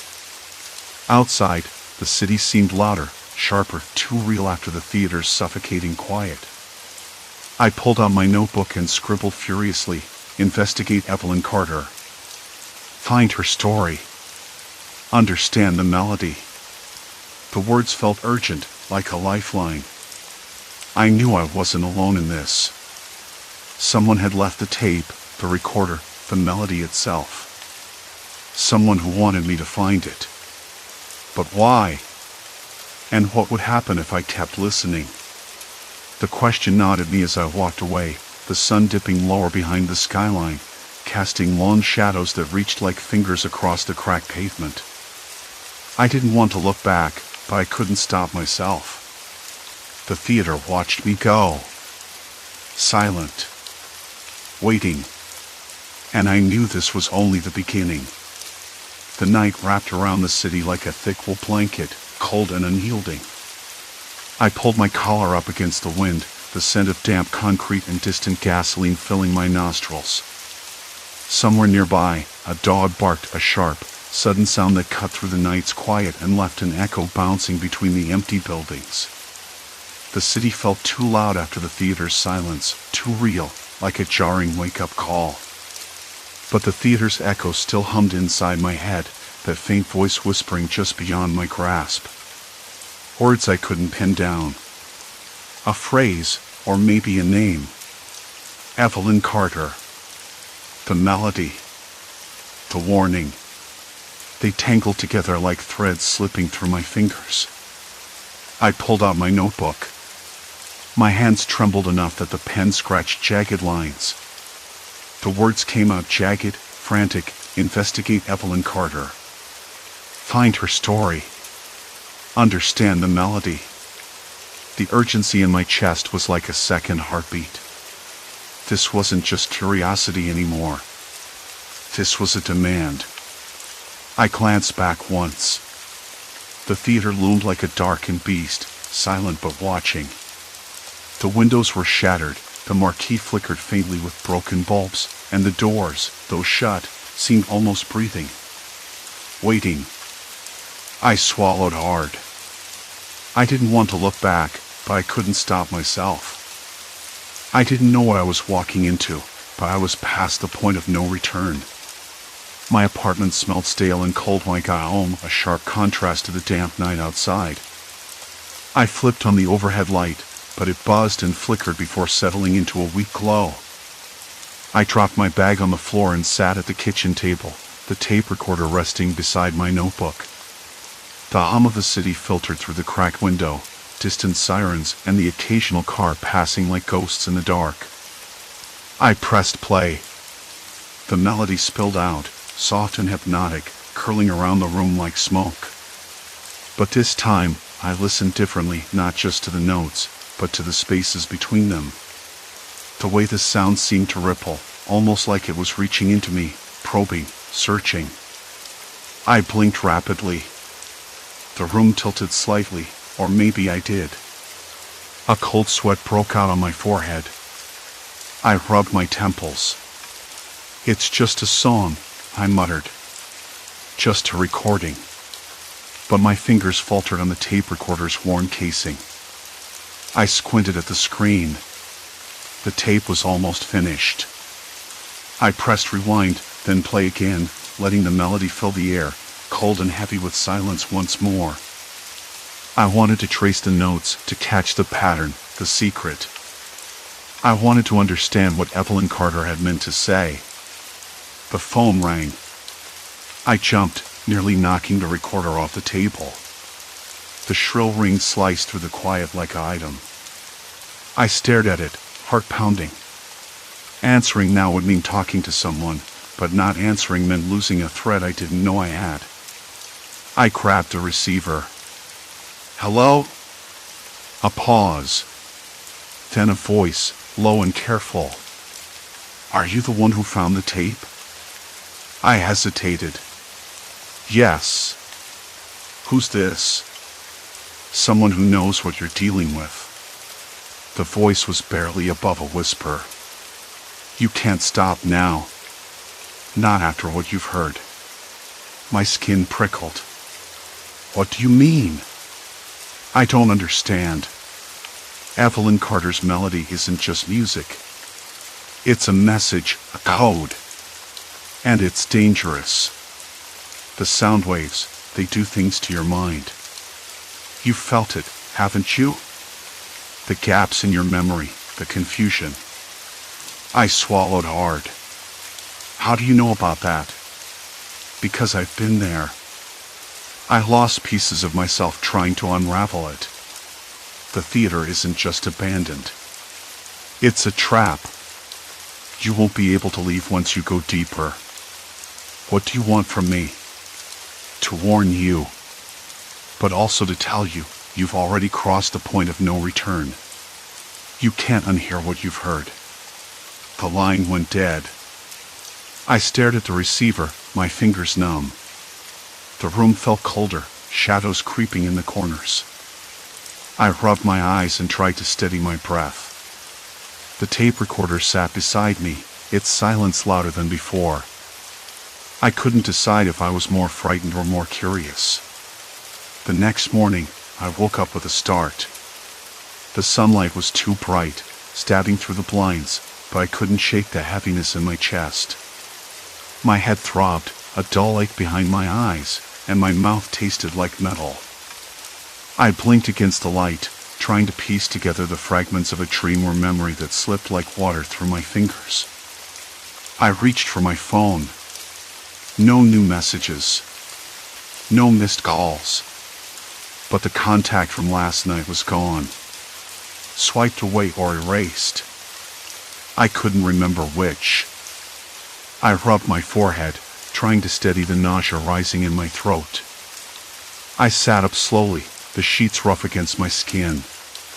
Something wasn't right. I opened my notebook, but the words I'd written were blurred, as if the ink itself was fading.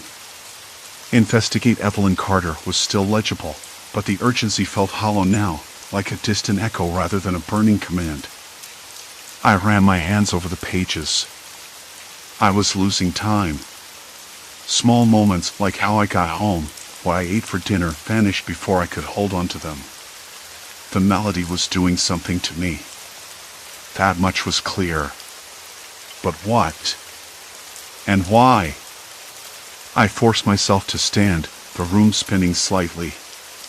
The air smelled of old paper and something metallic. I crossed to my desk and pulled out an old photo I'd found the day before, hidden among the theater's debris, a black and white shot of a woman, poised at a piano, her eyes sharp and distant. Evelyn Carter, I was sure. I traced the edges with my finger. Something about her gaze felt accusing, as if she knew what was coming and was powerless to stop it. A sudden knock at the door made me jump. My heart hit my throat. No one knew where I was. Who could it be? I crept to the peephole and looked out. No one. Just the empty hallway, dim and silent. I opened the door a crack. Hello? No answer. Just a folded envelope slipped under the door. I grabbed it and closed the door quickly. The envelope was yellowed, fragile, with no return address. Inside was a single sheet of paper, handwritten in neat, looping script. They are listening. The melody is not what you think. You've been chosen. There is no escape. I dropped the note, my hand shaking. The weight of the tape recorder in my coat pocket suddenly felt like a chain. There was no going back now. The Resonant theater had claimed me. And whatever it was hiding, it wasn't just a melody.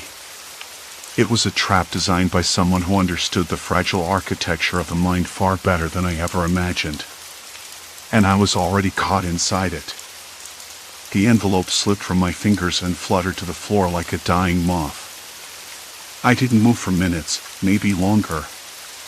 I wasn't sure anymore. The tape recorder in my coat pocket felt heavier than before, like a stone sinking deeper into my gut. I knew the Resonant theater was no ordinary ruin. It wasn't just abandoned bricks and broken seats. It was a machine, a trap, and I was already caught inside, tangled in invisible threads.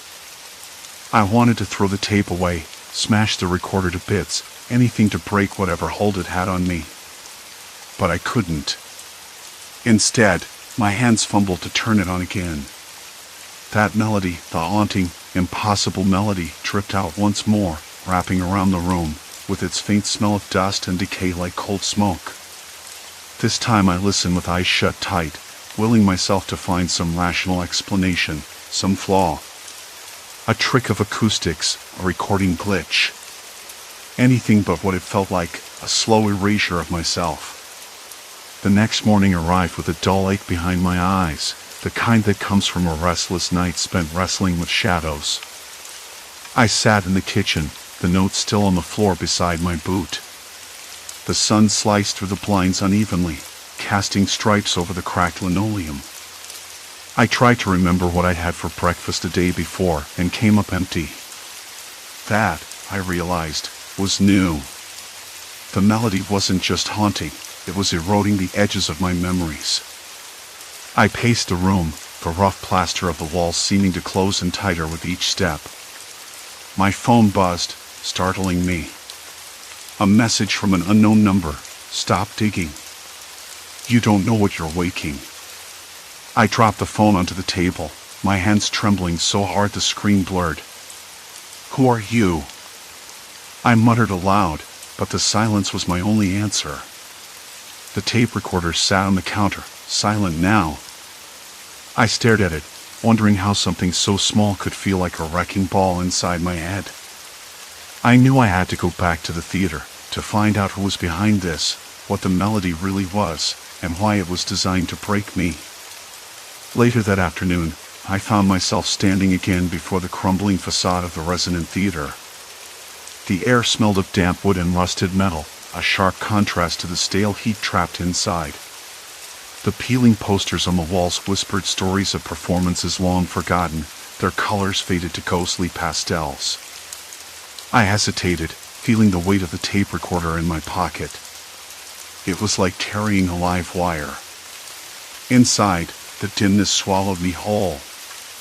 Each step echoed against the hollow shell of the auditorium, the floorboards creaking beneath my feet. The smell of mildew and dust was thick enough to taste.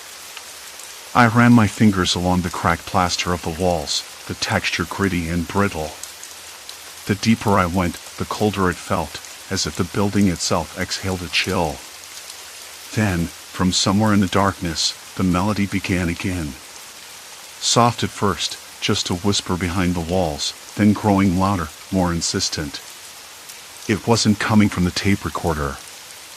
This was live. Someone or something was playing it inside the theater. My breath quickened. I followed the sound, my heart thudding loud enough to drown out the music at times. The notes twisted and turned like smoke, curling around the rafters, seeping into the cracks. The air vibrated, subtle but palpable, making the hairs on my arms stand on end. I reached the stage, where a single spotlight flickered weakly, casting long shadows that danced like specters. The orchestra pit yawned empty, silent, but the music filled the space with a presence that was almost tangible. I looked around, searching, but saw no one. Hello? My voice cracked, barely carrying over the melody. Who's there? The music faltered momentarily, then surged back with a ferocity that pressed against my skull. I clapped my hands over my ears, but it didn't help. Instead, the sound waves seemed to crawl beneath my skin, twisting inside my brain. My vision blurred, colors bleeding at the edges. I stumbled back, catching myself on the edge of the stage. The notes shifted again, becoming dissonant, jagged, like shards of glass scraping against memory. Panic rose hot and fast. I wanted to run, to escape, but my legs felt leaden, my mind sluggish. I was trapped. Then, a voice. Low, calm, almost a whisper, but it cut through the music like an item. You don't belong here. I spun around, heart hammering, but the theater was empty. No figure, no shadow, only the echo of that chilling statement.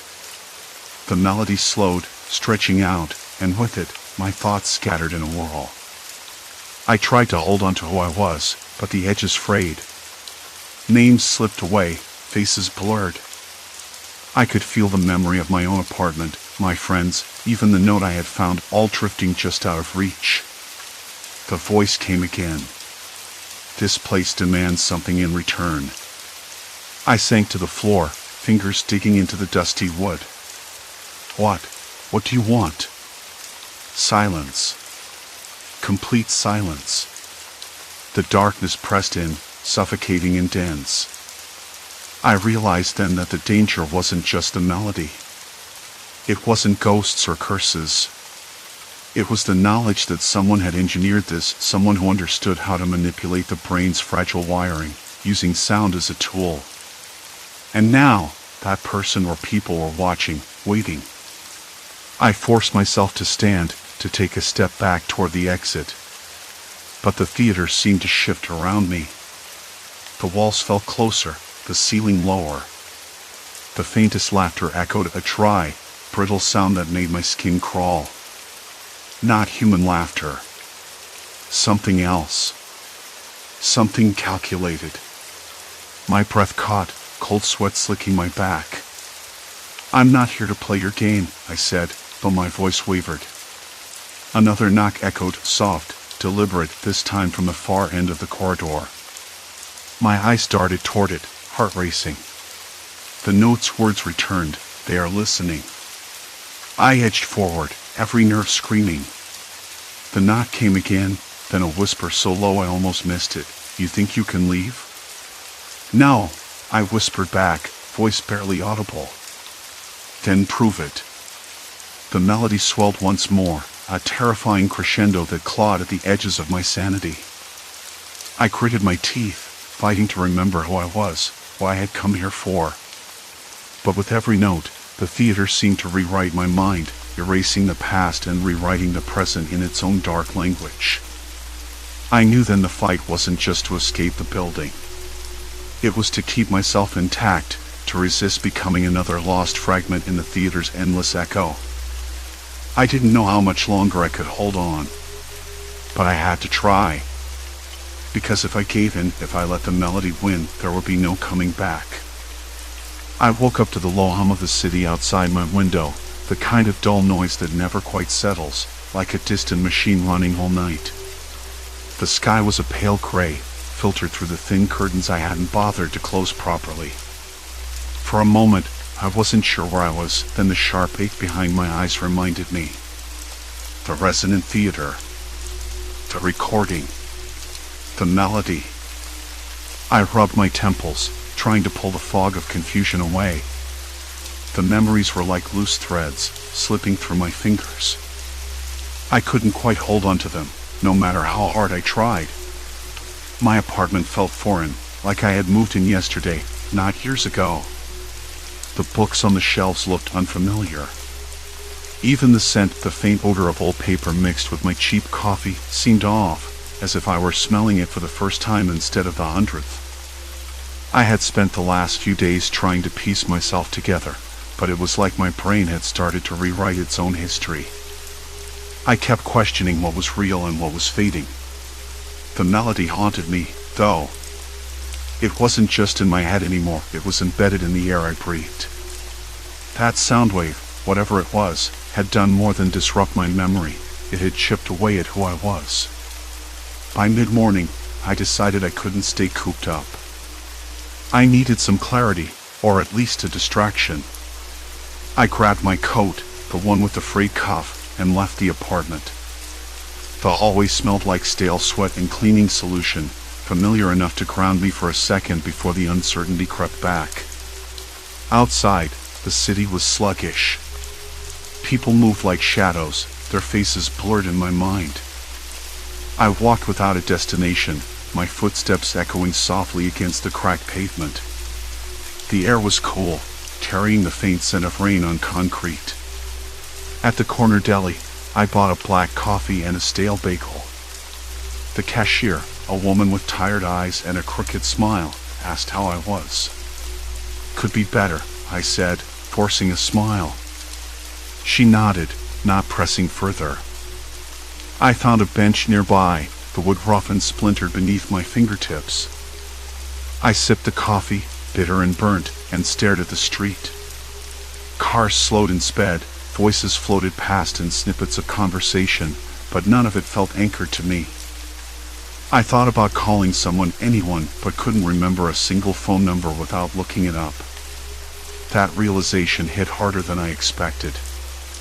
I wasn't just losing memories, I was losing pieces of my identity. Later that afternoon, I returned to the theater. It was quieter than before, the shadows longer and more oppressive. The building looked even more decrepit, as if time had gnawed away at it since my last visit. I hesitated at the entrance, the heavy double doors creaking open with a sound that felt like a warning. Inside, the stale air pressed against me, thick with dust and something else I couldn't name, an old, metallic tang mixed with rotting wood. I walked slowly to the stage, the floorboards groaning underfoot. The silence was almost unbearable. I found the old tape recorder where I'd left it, its casing cracked and yellowed. I pulled out the tape and held it between my fingers, the plastic sticky from age. I wasn't sure what I was looking for, but I felt compelled to understand the melody's origin, to find some explanation.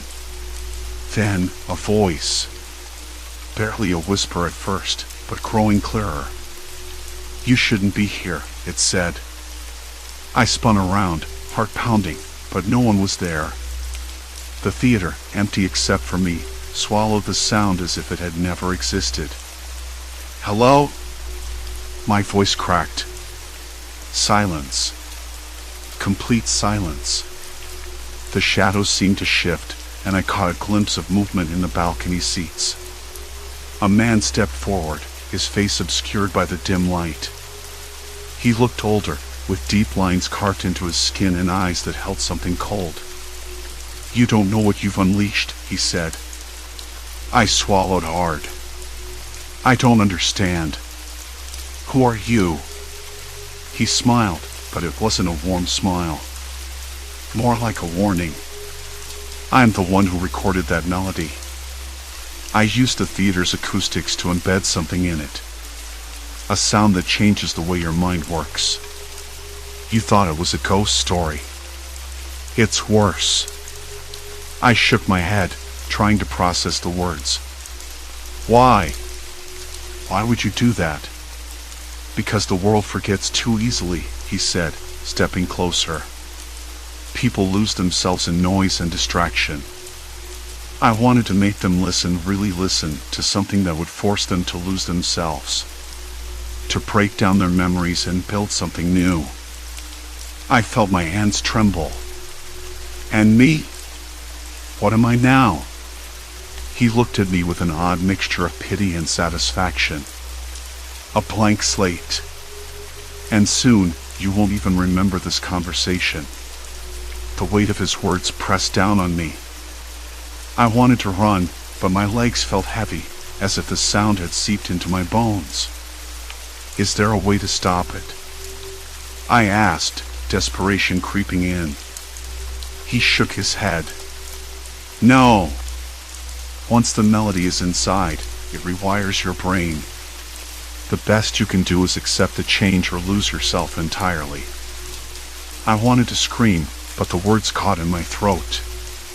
He turned away, disappearing into the shadows, leaving me alone with the echo of that haunting melody. I sat on the stage for what felt like hours, the silence wrapping around me like a shroud. My mind was a battlefield, fragments of memories flickering like faulty bulbs, moments of clarity slipping into darkness. But then, something shifted.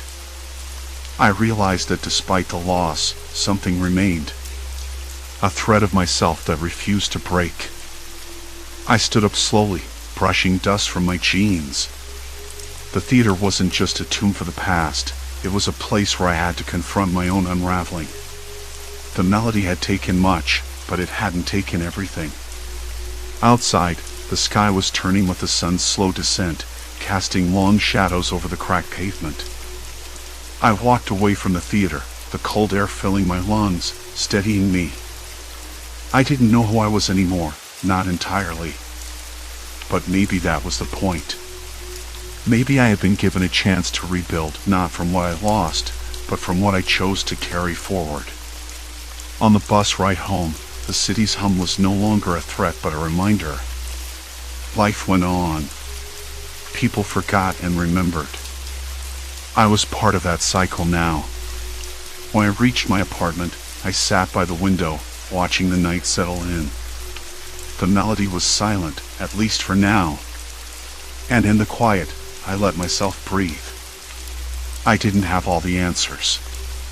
Maybe I never would. But I had survived the sound. And sometimes, survival was enough.